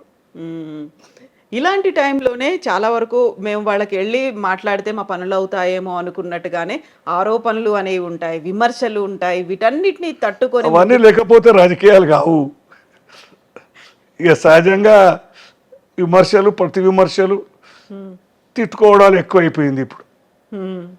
ఏమనిపిస్తుంది ఆ తిట్టుకోవడాలు ఇవన్నీ? అవన్నీ నాకు నచ్చే విషయాలు కావు, సరిగా చెప్పాలంటే అసలు నచ్చదు. ఎందుకంటే మా అన్నగారి చూస్తూ వచ్చాం కదా చిన్నప్పటి నుంచి, కూడా ఆ ప్రభావం అంతా ఉంటుంది. సో ఇప్పుడు విమర్శలు, ఆరోపణలతో పాటుగా రేవంత్ రెడ్డి గారి మీద గతంలో వచ్చినటువంటి ఒక కేసు, ఓటుకు నోటు కేసు అనేది, దాన్ని ఎట్లా చూస్తారు మీరు? ఇవన్నీ కూడా రాజకీయాలు, కుట్రల్లో భాగమే. జైలుకి వెళ్ళొచ్చారు. ఆ టైంలో జైల్లో ఉన్నప్పుడు ఉన్నటువంటి పరిస్థితి చాలా బాధపడవలసిన విషయం కదా. అడ్వర్స్ పబ్లిసిటీ, ఒకదానికి 1000 కల్పించి చెప్పడం. కుటుంబంలో అప్పుడు బాధగా ఉంటుంది. కూతురు కానీ, మనవరాలు కానీ, భార్య కానీ, వీళ్ళందరితో మనం షేర్ చేసుకోవాలి. అదే టైంలో నైమిషా పెళ్ళి కూడా అదొక విచిత్రమైన జరగడం. అప్పటికే పెళ్ళి కుదరడము, ఆ 15 రోజుల ఎంగేజ్మెంట్ ముందే ఈ కేసు జరగడం. ఆ తర్వాత మీ మీద కూడా అలాంటి ఆరోపణలు. ఇప్పుడు రేవంత్ రెడ్డి గారికి మీరు బినామీలాగా ఉన్నారు అనే ఒక మాట కూడా వచ్చింది కదా, మీ మీద కేసులు పెట్టాలి అనే దాకా కూడా వెళ్ళింది కదా. కేసులేం పెట్టలేదు. ఇన్కమ్ ట్యాక్స్ రైడు ఆయన కేంద్రంగా నా మీద కూడా వచ్చారు, నా దగ్గరికి కూడా వచ్చారు. అన్ని రికార్డ్స్ చేశారు. రైడ్ జరిగింది, అన్ని రికార్డ్స్ అన్ని సెర్చ్ చేశారు. కొన్ని నోటీసులో వచ్చారు, ఇంకా అవి అపీల్స్లో ఉన్నాయి, తేలలేదు, క్లోజ్ అవ్వలేదా? లేదు, కొన్ని ఉన్నాయి, కొన్ని తేలిపోయాయి, కొన్ని నడుస్తున్నాయి ఇంకా. సో దీంతో పాటుగా ఎన్ని అవమానాలు ఇవన్నీ పడాల్సి ఉంటుందో, బ్లాక్మెయిల్ చేస్తారు, బెదిరింపులకు గురి చేస్తారు, ఇలాంటివన్నీ కూడా ఉంటాయి కదా. అవన్నీ మనకేం పెద్ద ఎఫెక్ట్ చేయలేదు, అవేం చేయలేదు. ఇప్పుడు ఒక మన ఇంట్లో ఎవరైనా ఒక పవర్ఫుల్ పొజిషన్లో ఉన్నారు అంటే ఆ పవర్ని మనం మిస్యూజ్ చేస్తున్నాం అనే దాంతో పాటుగా ఈ పని కొంచెం చేసి పెట్టండి, రికమెండ్ చేయండి అంటూ వచ్చే వాళ్ళు ఉంటారు. అవును, ఉంటుంది, సహజం కదా. ఇప్పుడు ఒక ముఖ్యమంత్రి దగ్గర కాదు, మంత్రి దగ్గర కాదు, చిన్న ఎమ్మెల్యే దగ్గర ఆ, పని వాళ్ళకు కూడా ఎంతో రెస్పెక్ట్ ఇచ్చి లొంగి ఉండే సమాజం ఇది. ఆ? అవును. వాళ్ళ దగ్గర పనులు అవుతాయని. కాబట్టి సహజంగా ముఖ్యమంత్రి, ఎంపీ ఏది ఉన్నా కానీ మొదటి నుంచి ఆ పని ఈ పని చేసి పెట్టండి అని వస్తూనే ఉన్నారు. అది మాకు మా అన్నకాలం నుంచి అలవాటైంది. ఉమ్, కొద్దిగా మా అన్నకాలం ఉన్నప్పుడు అంత ప్రెషర్ నా మీద ఉండేది కాదు. ఆ, ఆయన నేను వేరు కాదు కాబట్టి, నాకు తెలిసిన వాళ్ళు ఆయనకు తెలిసిన వాళ్ళు అందరూ ఒకటే కాబట్టి. ఇప్పుడు అల్లుడనే వరకు కొద్దిగా తేడా ఉంటుంది. ఆయనకు తెలిసిన వాళ్ళంతా నాకు తెలియదు, నాకు తెలిసిన వాళ్ళంతా వాళ్ళకి తెలియదు. ఉమ్, ఊరి వాళ్ళు, నియోజకవర్గం వాళ్ళు వస్తుంటారు. ట్రాన్స్ఫర్లని, ముఖ్యంగా ఉద్యోగాలని, పోస్టింగులు, ఉమ్. ఇవి ఉంటాయి ఇబ్బందులు ఎక్కువ ముఖ్యంగా. ఈ పైరవీలు చేయించుకోవాలి, మీరు కొంచెం రికమెండ్ చేయండి పద్మారెడ్డి గారు అంటే ఏం చెప్తారు మీరు? ఇబ్బంది ఉంటుంది, కొన్ని తప్పవు, కొన్ని చేస్తుంటాం. ఉమ్, కానీ రోజు కూడా నేను పోయి ఇదే పని పెట్టుకుంటే పెట్టుకోలేను కదా, అది అర్థం చేసుకోవట్లా. ఆ, రోజు మాట్లాడుకుంటారు కదండి, మీ అల్లుడే కదండి, అమ్మాయి కన్నా సహజం చెప్పండి. కదా, ప్రజల్లో అభిప్రాయం ఉండడం సహజమే. కానీ ఆయన బిజీ షెడ్యూల్కి నేను పోను. ఉమ్, అసలు మా ఇంట్లో నేను హాయిగా ఉంటాను అంతే. ఆ, కొంచెం గీతమ్మ కన్నా చెప్పండి అనేవాళ్ళు ఆ, ఉంటారు. అందరూ ఉంటారు. గీతమ్మని రేవంత్ని తేడా చూడరు కదా, సహజం అది. ఉమ్, వాళ్ళకైనా రోజు ఎన్నేం చెప్తాం. ఆ? ఏంటి ఇదే పని పెట్టుకుని మా మామయ్య అనుకుంటాడా లేదా? ఖచ్చితంగా వస్తుంది కదా. అట్లా మనం ఓ పరిధి మించి చెప్పలేము. నేను కూడా పరిధి దాటి వెళ్ళను. ఉమ్, ఎప్పుడు మీరు లాస్ట్ టైం రేవంత్ గారితో మాట్లాడింది? రోజు మాట్లాడతారా? ఫోన్లోనా? ఆ, ఫోన్లో చాలా తక్కువ. మా మనవాడిని చూస్తానికి వెళ్తాను, ముని మనవాడిని ఎక్కువ. ఆ, నైమిషా కొడుకుని. అంతే. ఉమ్, ఈ 2 సంవత్సరాల నుంచి ఎక్కువ అయిపోయింది రేవంత్ ఇంటికి వెళ్ళడం. ఉమ్. అప్పుడు మాట్లాడతాం. ఇక్కడికి ఎప్పుడు వచ్చారు రేవంత్ గారు? ఒకసారి వచ్చారు సీఎం అయిన తర్వాత, ఇంకా తర్వాత ఇంకేం రాలే. తీరికే లేదు ఆయనకి. ఇప్పుడు సీఎం కాకముందు అల్లుడు రాచమర్యాదలు, సీఎం అయిన తర్వాత అల్లుడు రాచమర్యాదలు తేడాలు దాంట్లో ఉన్నాయా? ఏం మార్పు లేదండి. ఏం లేవా? ఏం మార్పులు ఉంటాయి. కాకపోతే ఇంటి చుట్టూ మాత్రం alert ఎట్లా అవుతారు. సీఎం అయినా ఎంపీ అయినా అల్లుడే. అంతే. అల్లుడికి కాస్త మర్యాద ఎక్కువనే ఉంటుంది కదా, ఆ. కొడుకు కాదు కదా. కూతురికి అల్లుడికి తేడా ఉంటుంది. అంటే మనకి ఒక తెలుగులో సామెత ఉంది, ఢిల్లీకి రాజైనా తల్లికి కొడుకు అది ఆయనకు కూడా వర్తిస్తుంది. ఆయనకు కూడా కొంతవరకు వర్తిస్తుంది. కొడుకు అంత కాకపోయినా అల్లుడు అంటే ఇక ఇంటివాడికి ఒకటే సమానం. కాకపోతే ఇప్పుడు ఒక సీఎం గారు సీఎం హోదాలో అల్లుడు మామగారి ఇంటికి వచ్చినప్పటికీ చుట్టూ మాత్రం ప్రోటోకాల్ కావచ్చు, పోలీసులు కావచ్చు, ఎక్కడికక్కడ కంట్రోల్ చేస్తూ హడావిడి ఉంది. ఒకసారి వచ్చారు కదా, మా అమ్మాయి వచ్చినా హడావిడి ఉంటుంది, పోలీస్ వెహికల్ ఉంటుంది, ఇక సెక్యూరిటీ. సీఎం అంతా ఉంటుంది. ఇక వాళ్ళు లాస్ట్ టైం వచ్చినప్పుడు 3-4 గంటల ముందే సెక్యూరిటీ చుట్టుపక్కల వచ్చి ఉన్నారు. అప్పుడు ఇంట్లోకి పని వాళ్ళని కాదు కదా, అసలు ఎవరిని కూడా రానివ్వరు కదా ఆ టైం. చెకప్ చేశారు వాళ్ళు, వచ్చేవాళ్ళు కొత్త వాళ్ళు ఎవరు వచ్చినా చేశారు, సెక్యూరిటీ చెక్ చేశారు. ఇంత హడావిడి బదులు నేనే అక్కడికి వెళ్తే అయిపోతుంది అనిపిస్తుంది. ఇంటికి పిలుచుకోవడం ఆనందం. మీరు రోజు వెళ్తానే, వారానికి 10 రోజులకు వెళ్తానే ఉన్నాం కదా. అవును. ఇంటికి పిలుచుకోవడం అత్తగారికి ఆనందం ఉంటుంది కదా, భోజనం పెట్టాలి, ఏదో చేయాలి. అది సో ఏ పండుగకు వచ్చారు అలా ఇంటికి పిలుచుకోవడం అంటే? ఫంక్షన్ పండుగకి అయితే రాలేదండి, ఒక రోజు వచ్చారు అంతే. అది కూడా ఎన్నోసార్లు అడగ్గా అత్తగారు వచ్చారు. నేను ప్రత్యేకించి ఇబ్బంది పెట్టదలుచుకోలే. సో పండగకో లేకుండా మీరు చెప్పినట్టుగా సో ఇంటికి ఆడబిడ్డను పిలుచుకోవాలి, అల్లుడు రావాలి, పండగ ఫంక్షన్. మా అమ్మాయి వస్తుందిలేండి, 10 రోజులకు వారానికి వస్తుంది. లేకపోతే మీరే చూడాలనిపించడం. నేను వెళ్తూనే ఉంటాను. మనవడి కోసం ఎక్కువ వెళ్ళడం జరుగుతుంది, లేకపోతే తక్కువ వెళ్తాను. నేను అంతకుముందు తక్కువ వెళ్ళేవాడిని, ఇప్పుడు వీక్లీ వన్స్ కంపల్సరీ. అట్లా చిన్నవాడు కదా, మనమే వెళ్ళాలి. చిన్నవాడైన పెద్ద పొజిషన్ లో ఉన్నారు కాబట్టి చాలా అట్లేంగా మనకు ఆయన సీఎం అయినా మన ఇంటికి వెళ్ళడానికి ఏమి ఇబ్బంది లేదు. సో ఇప్పుడు సీఎం అయిన తర్వాత వెరీ ఫస్ట్ టైం తను చదువుకొని తను ఉద్యోగం చేసి తన ఇంట్లో ఉన్నటువంటి ఆ ఇంటి ఓనర్ దగ్గరికి మొన్న సీఎం హోదాలో వెళ్ళొచ్చారు. వనపర్తులు కదా. వా వెళ్ళొచ్చినప్పుడు అక్కడ ఓవర్వెల్మింగ్ రెస్పాన్స్ అనేది వచ్చింది. అందరూ అక్కడ అలర్ట్‌గా అయ్యారు. పిలిచి కూర్చోబెట్టి సీఎం గారికి ఆ టైంలో తినిపించినటువంటి పూరి, కీమా అంతే కదా?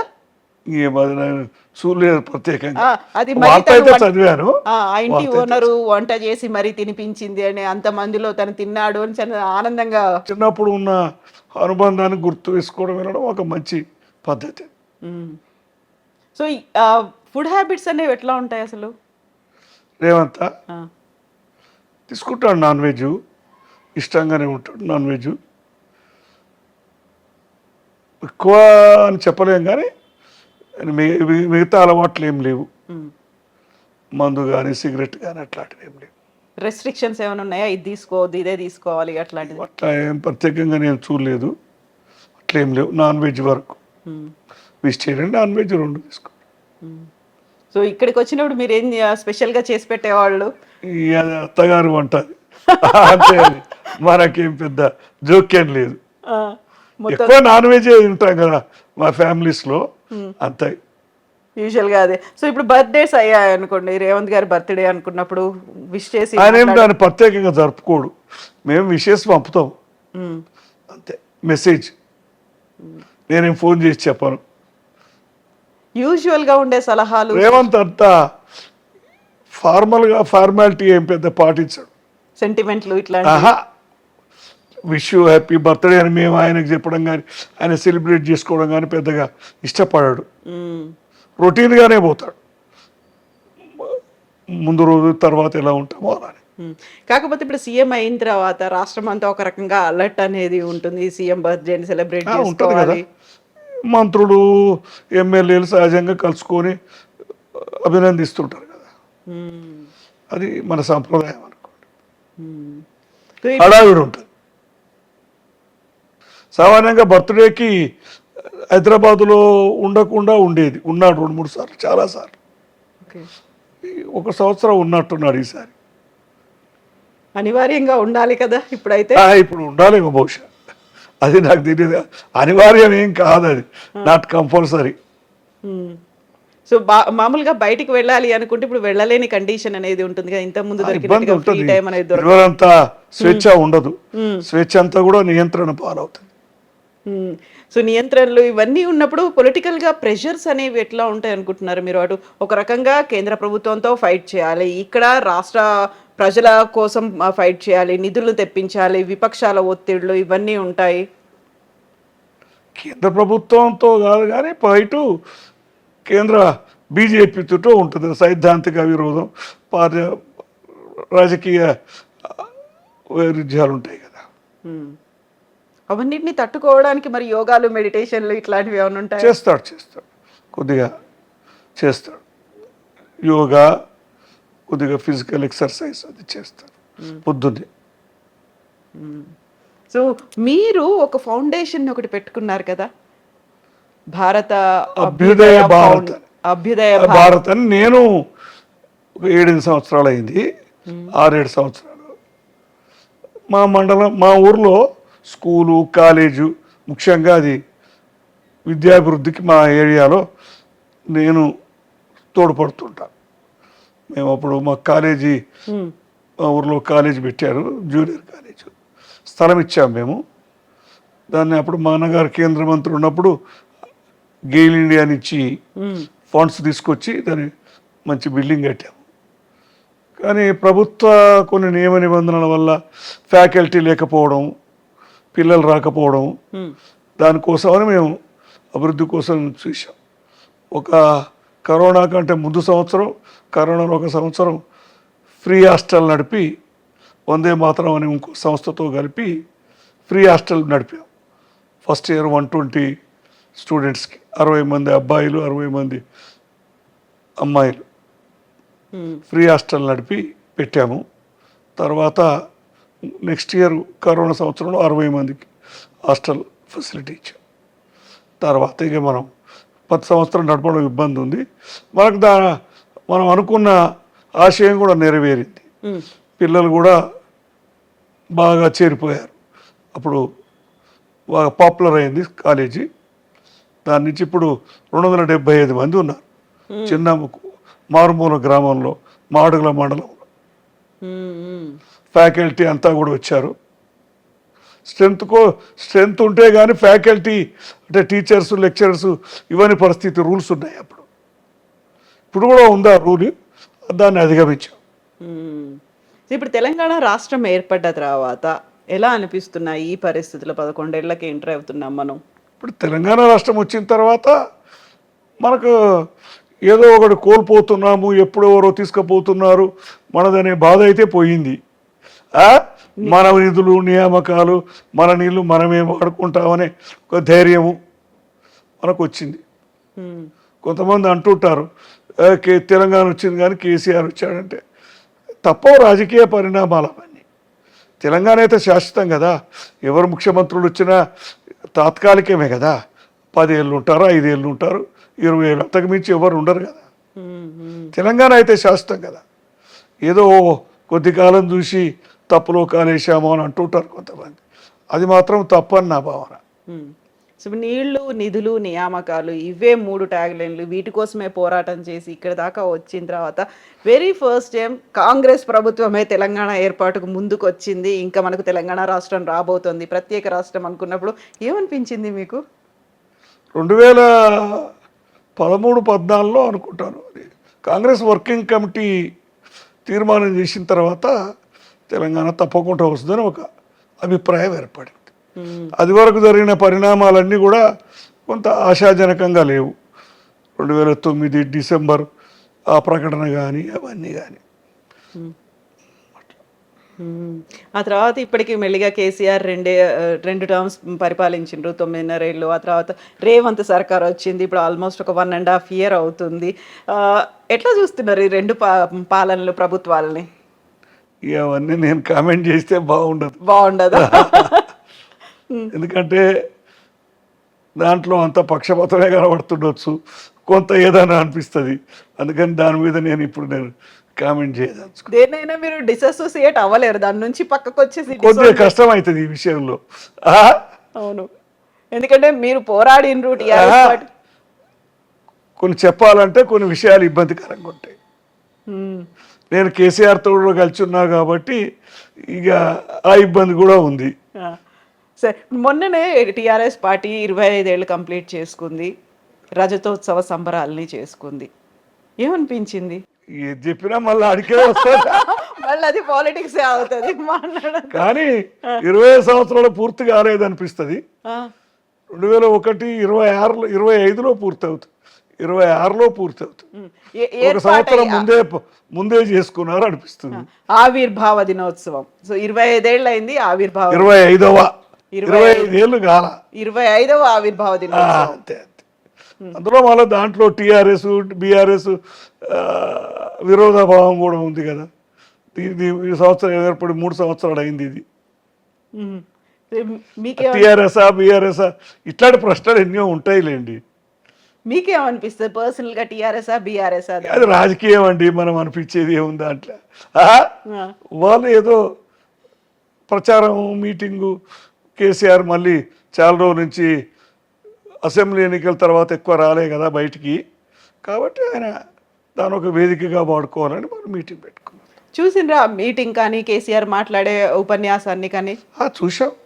ఆయన పాత ధోరణి ఏముందాడు, కానీ అంత స్పీడ్గా అనిపించరా. బహుశా ఏజ్ ఫ్యాక్టర్ కావచ్చు. సో ఎక్స్పెక్ట్ చేసినంతగా లేదా ఉపన్యాసం? లేదు, పంచి లేదేమో అనిపించింది. పంచి మిస్ అయింది. ఇప్పుడున్నటువంటి ప్రస్తుత రాజకీయ పరిస్థితి కావచ్చు, ఈ ఉన్నటువంటి ఏమంటారు సిచ్యువేషన్స్, వీటన్నిటి మధ్యలో కేసీఆర్ దాంట్లో ఏదో మిస్ అయింది ఉపన్యాసం. ఇంకా అవన్నీ వద్దులేండి, అవన్నీ. ఓకే, అయితే ఇప్పుడు పోటాపోటీగా జరిగేటువంటి ఆరోపణలు, ప్రత్యారోపణలు ఉన్నాయి కదా, కౌంటర్లు, రీకౌంటర్లు, ఇట్లాంటివన్నీ ఇస్తున్నప్పుడు ఏమనిపిస్తుంది? ఒక పక్కనేమో బీఆర్ఎస్ వాటికి విలువ లేకుండా అయిపోయిందండి. ఎవరు చేసినా, ఈ అధికార పక్షం చేసినా, విపక్షం చేసినా అతిగా చెప్తున్నారు. కాళేశ్వరం 1,00,000 కోట్లు మునిగిందంటే అది తప్పది, అవినీతి జరిగింది అనేది అవన్నీ విషయాలు వేరే సంగతి. తప్పులు జరిగినాయి అనేది అది యథార్థంగా కనబడుతుంది. దాన్ని 1,00,000 కోట్లు మునిగిపోయిందని అనలేము. ఇక్కడ ఏదో కేటీఆర్ కూడా అట్లనే మాట్లాడుతుంటాడు, మొత్తం టోటల్ అంతా మాయమైపోయింది. ఇవన్నీ విషయాలు ఎట్లుంటాయంటే అలవాటు అయిపోయింది. 1,00,000 కోట్లు కుంభకోణం అనే కాడికి వచ్చారు. 1,00,000 కోట్ల ప్రాజెక్టు 94,000 కోట్లు ఖర్చు అయితే 1,00,000 కోట్ల కుంభకోణం ఎట్లయితుంది? ఇవన్నీ కూడా వాస్తవాలకు విరుద్ధంగా కలగా పులగంగా చేసి మాట్లాడుతుంటారు అన్ని రాజకీయ పక్షాలు. స్వీపింగ్ రిమార్క్స్, అది నాకు కొద్దిగా సబ్జెక్టు ఆ విధంగా మాట్లాడితే నచ్చదు. మా అన్నగారి ఆ వెనకటి కాలం నుంచి అలవాటు ఉన్న పద్ధతి నిశ్చితంగా పాయింటెడ్గా చెప్పాల అనేది నా ఆలోచన ధోరణి. ఇప్పుడున్నటువంటి ఎవరు మాట్లాడినా దాంట్లో ప్రతిపక్ష అధికార పక్షాలకు ఏం తేడాగా అనిపించట్లేదు, అలవాటు అయిపోయింది మా అందరికీ. సో ఇప్పుడు ప్రస్తుతం ఉన్నటువంటి రాజకీయాలని చూస్తుంటే ఈ టైంలో ఎంటర్ అవుతే బాగుండేదని అనిపించేదా మీరు రాజకీయాల్లో? ఏ ఆలోచనే లేదండి నాకు. ఈ టైము ఆ టైం ఎప్పుడు రాలేదు, అప్పుడు మైండ్లోకే రాలేదు. ఇప్పుడు మీరు చెప్పినట్టుగా ప్రజల గురించి ఆలోచిస్తున్నారా పార్టీలు? అటు ప్రభుత్వం కావచ్చు, పార్టీలు కావచ్చు, ఓవరాల్గా ప్రతి చోట ఎట్లా కనిపిస్తుంది మీకు సిచ్యువేషన్? ప్రజల కోలో ఆలోచిస్తున్నారు కానీ ఆర్థిక ఇబ్బందులు ఉన్నాయి కదా. అటు పోటాపోటీ హామీలు ఒకటి, ఎవరు కూడా వాటిని తీర్చే పరిస్థితిలో లేరు. కేసీఆర్ ఇచ్చినా కాంగ్రెస్ ఇచ్చినా ఎవరు ఇచ్చినా పూర్తిగా ఎక్కువ హామీలు ఇవ్వడము, ఇబ్బంది పడడం జరుగుతుంది. ప్రజల కోసం మేలు చేయాలనేదే రాజకీయ నాయకులు మొదటిది ఉంటుంది. కానీ రాను రానుగా మరి ఆర్థిక ఇబ్బందులు, రాజకీయ ఇబ్బందులు అన్నీ నెరవేర్చలేరు కదా.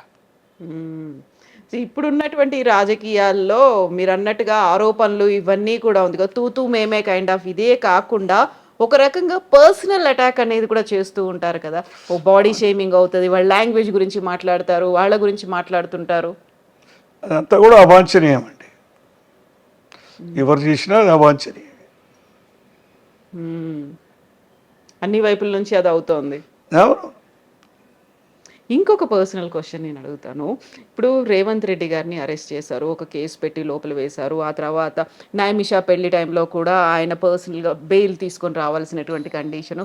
దీనికి రివెంజ్ తీసుకోవాలని గీతమ్మ అనుకున్నారు అనే మాట ఇప్పటి కూడా తను వర్క్ చేస్తున్నప్పుడు.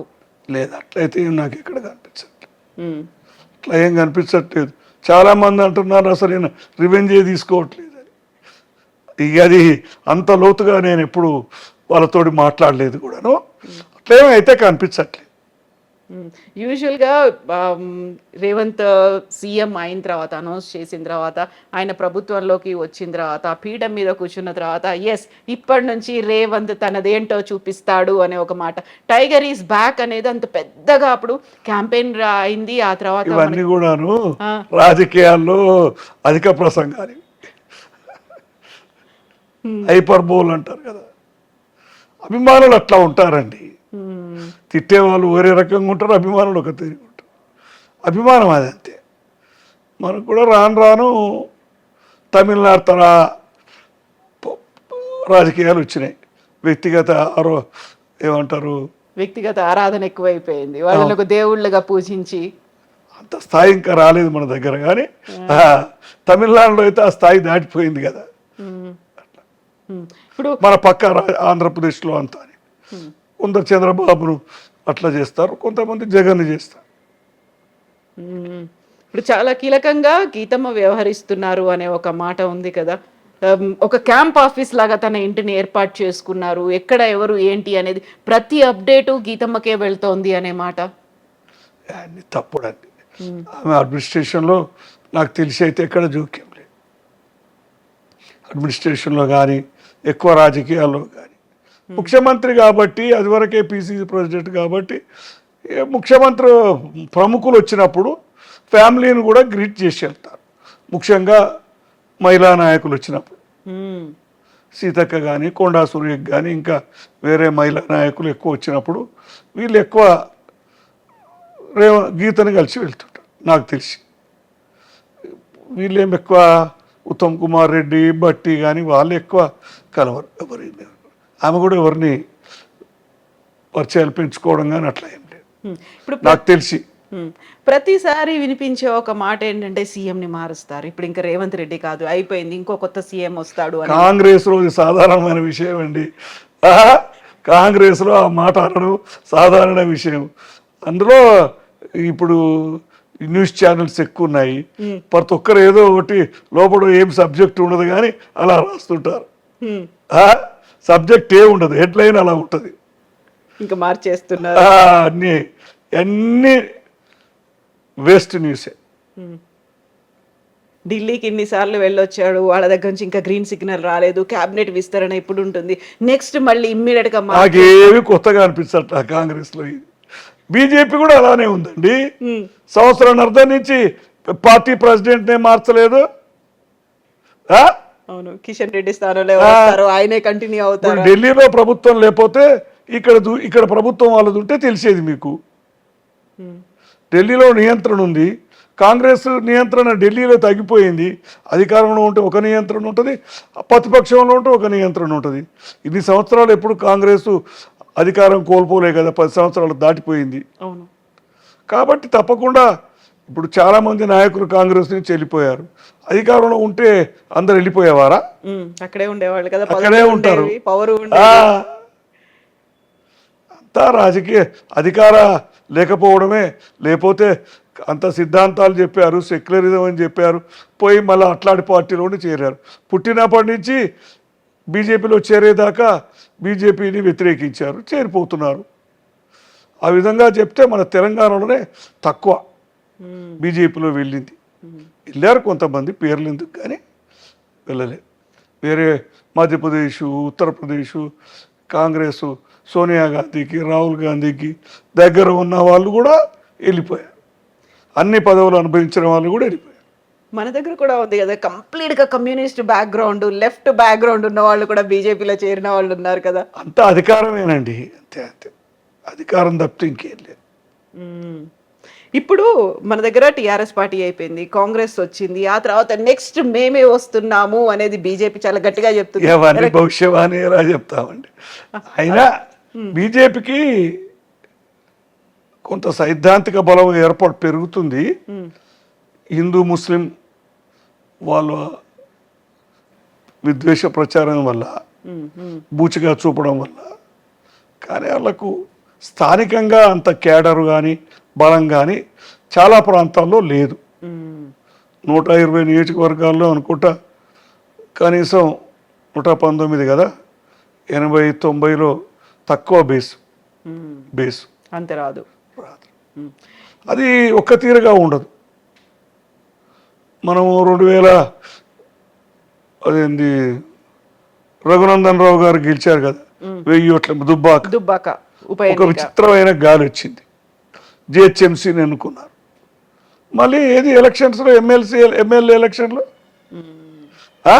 అవును, అంటే అది ప్రజలు వ్యక్తిగతంగా ఓటేస్తున్నారా, గాలిని బట్టి ఓటేస్తున్నారా, కానీ అట్లా జరిగిపోతా ఉంది.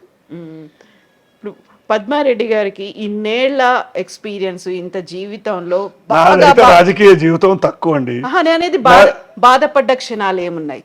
చాలా పర్సనల్ లైఫ్ కావచ్చు, వృత్తిపరంగా కావచ్చు, ఇటు రాజకీయాలు, ఫ్యామిలీ అన్నీ చూసుకుంటే బాగా బాధపడ్డ క్షణాలు ఏమున్నాయి? సంఘటన ఏంటి? అట్లా 2-3 సార్లు జైలుకు వెళ్ళినప్పుడు రేవంత్ బాధాకరమైన విషయం. ముఖ్యంగా డ్రోన్ కేసు ఇది కానీ, దాన్ని కేసు వివరాల్లోకి వెళ్ళకుండా వాటిలోకి ఎక్కువగా రెవెంజ్ అనే కనిపించింది. బాగా సంతోషపడ్డ క్షణం ఉంటుంది కదా, అల్లుడు పైకి వస్తే సీఎం అయ్యాడు ఉంటుంది కదా, అంతే కదా. అవును. సో అన్న కేంద్ర మంత్రి, అల్లుడు సీఎం, ఏది ఎక్కువ సంతోషాన్ని ఇచ్చింది? చెప్పాలంటే మనవడు పుట్టడం. ఓ బాగుంది. నైమిషాకి ఒక కొడుకు పుట్టడం. అవును అవును. ఓకే, నైమిషా కొడుక్కి పేరు ఎవరు సెలెక్ట్ చేశారు? మరి వాళ్ళే సెలెక్ట్ చేసుకున్నారు? అది కూడా రీసెర్చ్. రేవంత్ వేరే రుద్రదేవ్ అనేదో ఆయన ఆలోచించాడు, కానీ అంతా పేర్లన్నీ వెతికి వెతికి పుస్తకాలు ఉన్నాయి కదండి, అన్నీ రీసెర్చ్ చేసి రియాన్స్ అని ఫైనల్ చేశారు. యా రుద్రదేవ్ పేరు భలే ఉంది. ఆ ఆలోచన థాట్ ఎట్లా వచ్చింది? రుద్ర అనగానే శివుడు అలా. రుద్రదేవ్ అది కాకతీయ రాజులో ఒక ఆయన పేరు అది. రుద్రదేవ మహారాజు. అతని కూతురే రుద్రమది. రుద్రమదేవి. సో ఆ హిస్టరీ అవన్నీ చూసుకున్నారు. రుద్రదేవ్ అంటే శివుడు, ఈ దేవుడు సెంటిమెంట్ ఇవన్నీ. రియాన్స్ అంటే మాత్రం విష్ణు. శివుడు అనుకున్నారు, విష్ణు పేరు సెటిల్ అయింది. అంతేనా? పేరు నచ్చింది, భక్తి కంటే ఎక్కువ పేరు ప్రత్యేకంగా ఉండాలనేది అంతే. సో ఇప్పుడు రేహాన్ష్ మీతో మాట్లాడతాడా, ఆడుకుంటాడా ఏంటి? ఆడుకుంటాడు. ఇప్పుడు ఆయన ఆటలోనే ఎక్కువ ఉన్నాడు. పెద్ద ఆడుతున్నాడు, 2 ఏళ్ళు దాటిపోయింది. ఉంటది కదా సహజంగా. నా పేరు బిగ్ తాత అని పిలుస్తాడు. తల్లి అమ్మమ్మ చెప్పింది ఆ పేరు. ముత్తాత కదా. అవును. అందరు తాతలు ఎక్కువైపోయారు. మా వాడికి మా బ్రదర్స్ అందరు తాతలే. వాళ్ళ అన్నదమ్ములు 5 ఉన్నారు, వాళ్ళందరూ తాతలే కదా. అవును. కాబట్టి మరి డిఫరెన్స్ ఉండాలని బిగ్ తాత అని పెట్టి. బిగ్ తాత, బిగ్ అమ్మమ్మ అంతేనా? తాతమ్మ, తాతి, తాతి అని పిలుస్తాడు, మీరు మాత్రం బిగ్ తాత. సో ఇప్పుడు రేహాన్ష్ గీతమ్మని, ఆ తర్వాత రేవంత్ రెడ్డి గారిని అమ్మమ్మ తాత అని పిలుస్తాడు. ఏమని పిలుస్తాడు? అమ్మమ్మ తాత అని పిలుస్తాడు. సో తెలుగు ఎక్కువ మాట్లాడుతున్నాడు. తెలుగు ఇవే మన అమ్మ తాత అమ్మమ్మ. అమ్మ నాన్ననేనా? అమ్మనే అంటాడు. అమ్మనే అంటాడు. నైమిషాని అమ్మ అని పిలుస్తాడు. నాన్ననే అంటాడు తండ్రిని. సో అదే ఎక్కువ సంతోషపడే క్షణం ఇంకా. అవును. రేహాన్ష్ రావడం ఎందుకంటే మనం మోర్ ప్లెజర్. మనవరాలు కూతురు కంటే మనవరాలు కంటే మరి ముని మనవడు సంతోషాన్ని ఇచ్చే క్షణాలు కదా. అంతే కదా, మన పిల్లల కంటే వాళ్ళ పిల్లలు అంటే ఎక్కువగా అటాచ్మెంట్, బాండ్ అనేది ఉంటుంది. మనం కూడా ఏజ్ బిజీ లైఫ్ ఉండదు, ఫ్రీగా ఉంటాము కాబట్టి వాళ్ళతోటే మనం టైం స్పెండ్ చేయాలనిపిస్తుంది.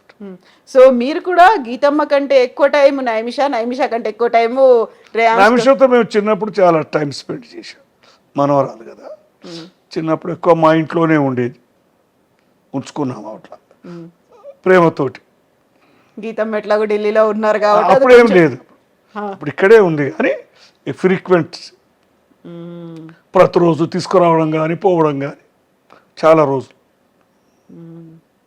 జైపాల్ రెడ్డి గారు రాజకీయాల్లోకి వచ్చారు, కేంద్ర మంత్రి అయ్యారు. అక్కడి దాకా వెళ్ళిన తర్వాత మీరు చేసేటువంటి వ్యాపారాలు ఉంటాయి కదా, ఏం వ్యాపారం చేశారు? మీ బ్యాక్గ్రౌండ్ ఏంటి యాక్చువల్గా?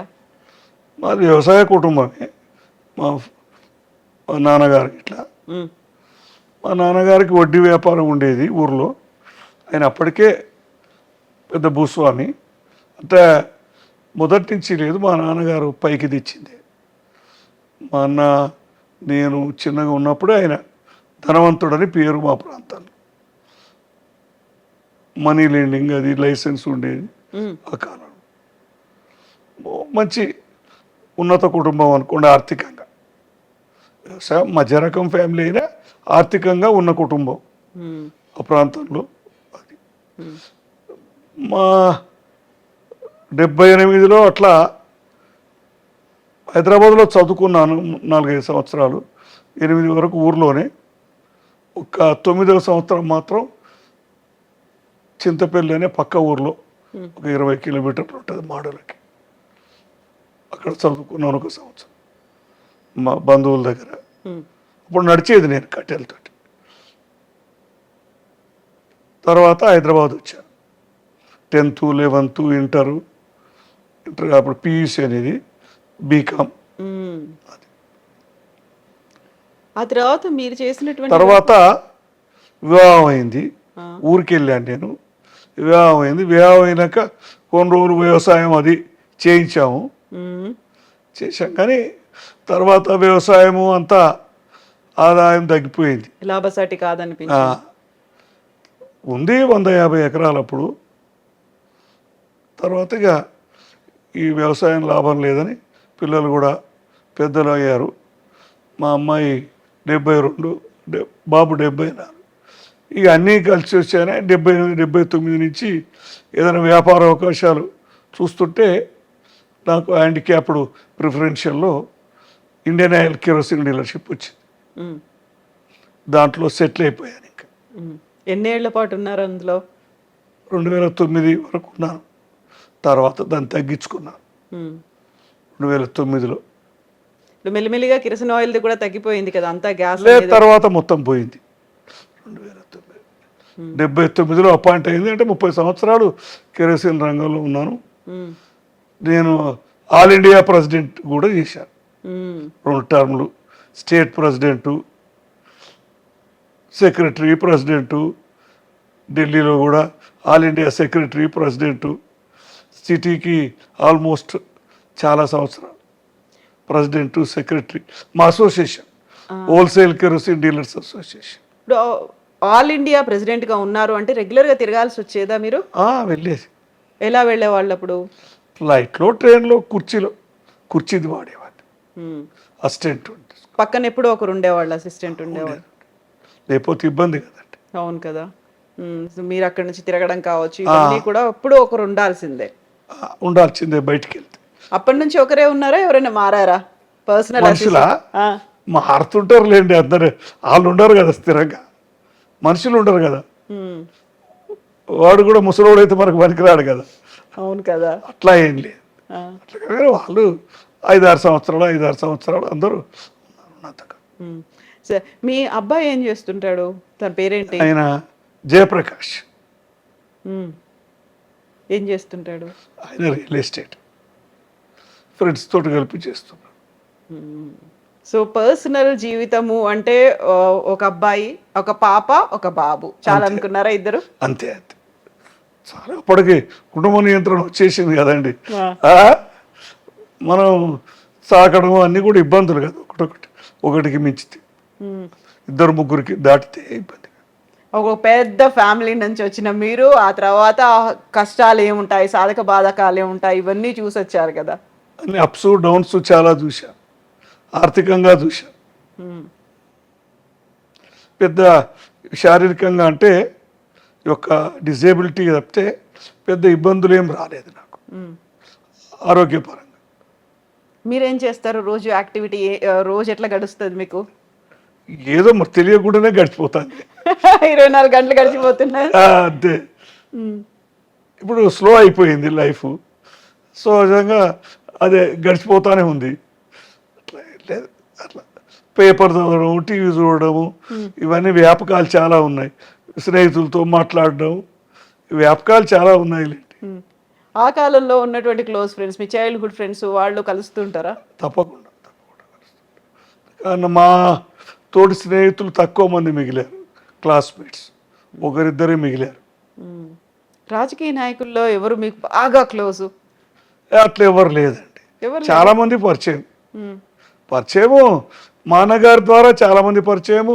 నేను టీఆర్ఎస్లో ఉండడం వల్ల టీఆర్ఎస్లో అప్పుడున్న నాయకులు మొత్తం బాగా పరిచయం. జయపాలరెడ్డి తమ్ముడుగా అనుకోండి, నేను ప్రత్యేకంగా కుర్చీలో రావడం కానీ అందరికీ ఆకర్షణ ఉండేది కదా. సహజంగా అది అందరితో స్నేహితం. ఈటల రాజేందర్ కానీ, హరీష్ రావు కానీ. అప్పుడు కేటీఆర్ ఎక్కువ లేడు. కేటీఆర్ కవిత పెళ్లిళ్ళకి వెళ్ళాను నేను, గుర్తుంది అట్లా. కేసీఆర్ మా అబ్బాయి పెళ్లికి వచ్చాడు 2003లో. తర్వాత పెళ్ళయింది. అవును, మీరు టిఆర్ఎస్ పార్టీలో అవును, మా అబ్బాయి పెళ్లి 2003లో జరిగింది. సో అప్పుడు రాకపోకలు అవన్నీ ఎక్కువే ఉండేవి. ఆ తర్వాత ఇప్పుడు ఏదైనా ప్రత్యేకంగా వెళ్ళారనుకోండి, ప్రతిపక్ష పార్టీ వాళ్ళ ఇంట్లో ఉన్నటువంటి పెళ్లికి వీళ్ళు వెళ్ళారు, ప్రభుత్వ ప్రతినిధులుగా వీళ్ళు వెళ్ళారు అంటే అది ఒక పెద్ద వార్త అవుతుంది కదా. అప్పుడు ఇంతగా చూడకపోయేవాళ్ళ? ఇప్పుడు కూడా వెళ్తాను నేను, అట్లేం లేదు. పరిచయం ఉండాలి, ఆ ఇంటిమసీ ఉంటే పిలిస్తే వెళ్తాను, అట్లే ఆ ఇబ్బంది ఏం లేదు. నేను పార్టీలకు అతీతంగానే ఉంటానండి. ఇక నేను అన్ని విషయాలు చెప్పలేను కానీ బయట స్వేచ్ఛగానే మాట్లాడుతుంటాను. ఇప్పుడు మీతో అన్ని చెప్పాలంటే ఇబ్బందులు. అవును, కొన్ని కన్స్ట్రైంట్స్ ఉంటాయి కాబట్టి. అవును. ఇప్పుడు సీఎం గారి మామగారు కాకపోయి ఉంటే అన్ని మాట్లాడేవాళ్ళు, అంతేనా? ఉంటుంది కదా, తేడా ఉంటుంది. అయితే సోషల్ మీడియాని యూజ్ చేసుకోరా మరి మీరు? ఫేస్బుక్ వాడుతుంటాను. బీజేపీ సైద్ధాంతికంగా నాకు నచ్చదు. ఆ. అది మా అన్నగారి ప్రభావం చిన్నప్పటి నుంచి అలా అలవాటు. మ్మ్. వాళ్ళ బీజేపీలో చాలామంది లీడర్లు చాలా పరిచయం. దత్తాత్రేయ గారు కానీ నరేంద్ర కానీ వాళ్ళంతా బాగా పరిచయం. మ్మ్. మొదటి నుంచి కూడా బాలరెడ్డి ఉండేవాడు, బద్దం బాలరెడ్డి గారు. వాళ్ళందరూ పరిచయం. అయితే రేవంత్ రెడ్డి గారు కూడా ఆర్ఎస్ఎస్ ఇంద్రసేనారెడ్డి గారు, ఆర్ఎస్ఎస్ కిషన్ రెడ్డి గారు కూడా పరిచయం. తక్కువ అనుకోండి. ఓకే.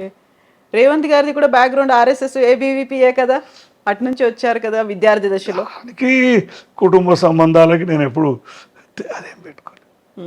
బీజేపీ మాత్రం సైద్ధాంతికంగా నచ్చదు. అంటే హిందూ ముస్లిం యొక్క పరస్పర వైరుధ్యాలు వైషమ్యాలు కల్పిస్తుంటుంది అనేది పార్టీ. కాశ్మీర్కి వెళ్ళొచ్చారా మీరు ఎప్పుడన్నా? 86లో వెళ్ళా. 86లో వెళ్ళా. ఎవరెవరు వెళ్ళారు ఇప్పుడు? నేను, మా ఫ్యామిలీ ఇద్దరు, ఇంకా వేరే మా బంధువులు ఇద్దరు, నలుగురు వెళ్ళాం. ఎలా అనిపించింది అప్పుడు కాశ్మీర్? అప్పటికే ఎప్పుడైనా అల్లకల్లోలమే ఉంది. అప్పుడు కూడా సెక్యూరిటీ అంతే ఉండే. 89 నుంచి ముదిరిపోయారంటారు కానీ అప్పటికే ఉంది కాశ్మీర్. బహుశా 50, 59, 53, 59 అప్పటి నుంచి ఉంది అల్లకల్లోలం. సో ఎప్పుడైతే భారతదేశంలో కలుపుతాము అని అనౌన్స్ చేసిన దగ్గర నుంచి అది ఆ కాన్ఫ్లిక్ట్ అనేది కొనసాగుతూనే ఉంది అప్పటి నుంచి కూడా. కొద్దిగా ఎక్కువ తక్కువ కొన్ని సంవత్సరాలు ఎక్కువ తక్కువ. మొన్న ఇన్సిడెంట్ జరిగింది, 26 మందిని చంపేశారు. మానుషం అది కదా. ముఖ్యంగా చెప్తున్నారు కదా, మతం తెలుసుకొని అది చంపడం. వాళ్ళ ఉద్దేశం ఏంటంటే ఆ విధంగా రేకెత్తించడం. మనం ఆ ట్రాప్లో పడిపోకూడదు. వాళ్ళ ఉద్దేశాన్ని మనం సక్సెస్ చేసిన వాళ్ళం అవుతాం. వాళ్ళ ఎయిమ్ అదే కదా, హిందూ ముస్లిం విద్వేషాలు రెచ్చగొట్టాలని. దానివల్ల మనం భావావేశానికి లోనవుతుంటాం. అవును, మనము అట్లా లోనైతే మనది సరైన పద్ధతి కాదు. పాకిస్తాన్ వాళ్ళకి టెర్రరిస్టులకి మనకి తేడా ఏముంది? నిజమే. అవును, నిజం నిజం. అది వాళ్ళు చెప్పే సిద్ధాంతం మనం చెప్తే మనకు తేడా లేదు. అట్లా మనం అప్పుడు 1947లోనే 48లోనే మనం దాన్ని వ్యతిరేకించాం. ఇప్పటికి కూడా నేను అనుకుంటాను భారతదేశంలో ప్రజలు హిందూ మత విద్వేషాలు కోరుకోవట్లేదు. చరిత్రలో చాలా అన్యాయాలు ఘోరాలు జరిగినాయి. దాంట్లో ఏమీ తప్పు లేదు. అది తప్పు ఏం కాదు, అది అబద్ధం ఏం కాదు. ఎవరి అధికారంలో ఉన్నప్పుడు అంతా వాళ్ళు దుర్మార్గాలు చేయడం సహజంగా జరిగింది. అందులో మధ్యయుగాల్లో వాళ్ళ స్వార్థాలు కూడా ఉంటాయి, రాజకీయం ఉంటుంది. కానీ ఒకటి చెప్తుంటారు, రాజుకి ఎప్పుడు మతం ఉండదు. వాడికి దాంట్లో కొంతమంది ఔరంగజేబు లాంటి వాళ్ళు తీవ్రవాదులు ఉంటారు. కానీ అతను వ్యక్తిగతంగా చాలా స్వచ్ఛంగా ఉండేవాడు అంటారు. ఔరంగజేబులో వ్యక్తిగత లక్షణాలు, అతని బట్టలు అతనే ఉతుకునేవాడు, సింపుల్గా ఉండేవాడు, 5 సార్లు ఖచ్చితంగా పాటించేవాడు. కానీ వ్యాప్తి చేయాలనేది కొంత ఉండింది అతను కొన్ని మంచి పనులు కూడా. ఏదైనా ప్రతి ఒక్కరు ఎవరు పర్ఫెక్ట్ మనిషి కాదు. కానీ ఏది ఎక్కువ ఉందనేది ఆలోచిస్తాం. ఔరంగజేబులో దుర్మార్గ లక్షణాలు ఎక్కువ ఉన్నాయి కాబట్టి అదే మాట్లాడుకుంటాం మనం, సహజమే. అవును. పాకిస్తాన్ పట్ల ఏం చేయాలంటారు మనం? ధోరణి కావచ్చు, అనుసరించాల్సినటువంటి పద్ధతి. తప్పని నేబర్, కంపల్సరీ నేబర్. అవును, మనం వాళ్ళతోటి నిత్యం పోరాడడం వృధా. దాన్ని ప్రజలను మనం సహకారం తీసుకోవాలి. మన ధోరణి ముఖ్యంగా చాలా సంవత్సరాలు ఇప్పుడు ప్రజల్లో ఎలా ఉందంటే కాశ్మీర్లో ముస్లింలు వాళ్ళంతా మన వ్యతిరేకులు అనే భావంతో ఉంటుంది. మరి అట్లని మెజారిటీ ప్రజలను మనము తిరస్కరించలేం కదా. ప్రజాస్వామ్యం అంటేనే మెజారిటీ ఒపీనియన్. వాళ్ళు మొత్తం స్వతంత్రం వచ్చిన తర్వాత ఒక్కదాన్ని ప్రత్యేకంగా రాష్ట్రంగా ఉంచారు, కొన్ని వాళ్ళకు పెట్టారు. కాంగ్రెస్ అనుసరించిన పద్ధతి క్రమంగా అన్నీ తీసేశారు ప్రత్యేక అధికారాలు. కొన్ని మాత్రం ఉంచారు. 99% అన్నారు, 99 కాకపోయినా 95% తొలగించారు. దానికి అనుసరించిన విధానంలో కొంత ఒప్పించి తీసుకోవాల్సిన విధానం ఉంటుంది కాన్సెన్సస్లో.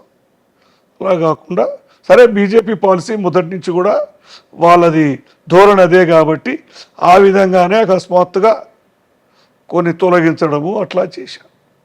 5 సంవత్సరాలు ఎలక్షన్స్ లేకుండా నియంత్రణ పెట్టారు. ప్రజాస్వామ్యంలో అది మంచిది కాదు కదా, మూసిపెడితే దాగదు కదా. అవును ఆ? అవును. మూసిపెడితే ఎప్పుడన్నా తెరుచుకుంటుంది అది. 5 సంవత్సరాలు దాచిపెట్టారు, నార్మల్ అయిందన్నారు. ఎప్పుడు అప్స్ అండ్ డౌన్స్ ఉంటాయండి.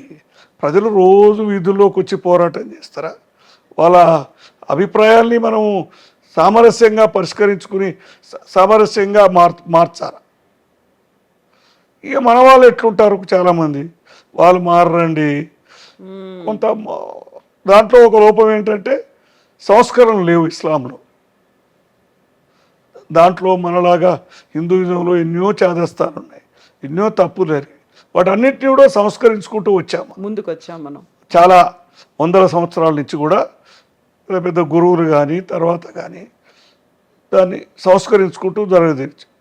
అది ఇస్లాంలో లోపించింది. అది దాంట్లో ఉన్న వాళ్ళ మీద విద్వేషం పెరిగిపోవడానికి కారణం.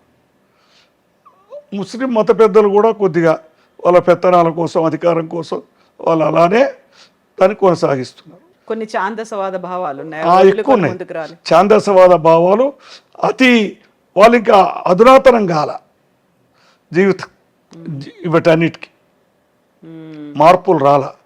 దాంట్లో ప్రధాన లోపం ప్రపంచంలో అదే. దాంతోటే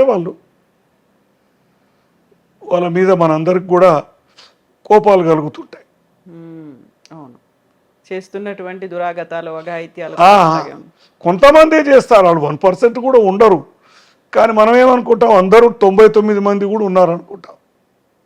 చాలామంది జనాలకి రాజకీయాలు ఇవన్నీ ఎక్కడుండి వాళ్ళ వ్యక్తిగత జీవితాలు, వాళ్ళ వ్యక్తిగత నిత్య జీవిత పోరాటాలే ఉంటాయి.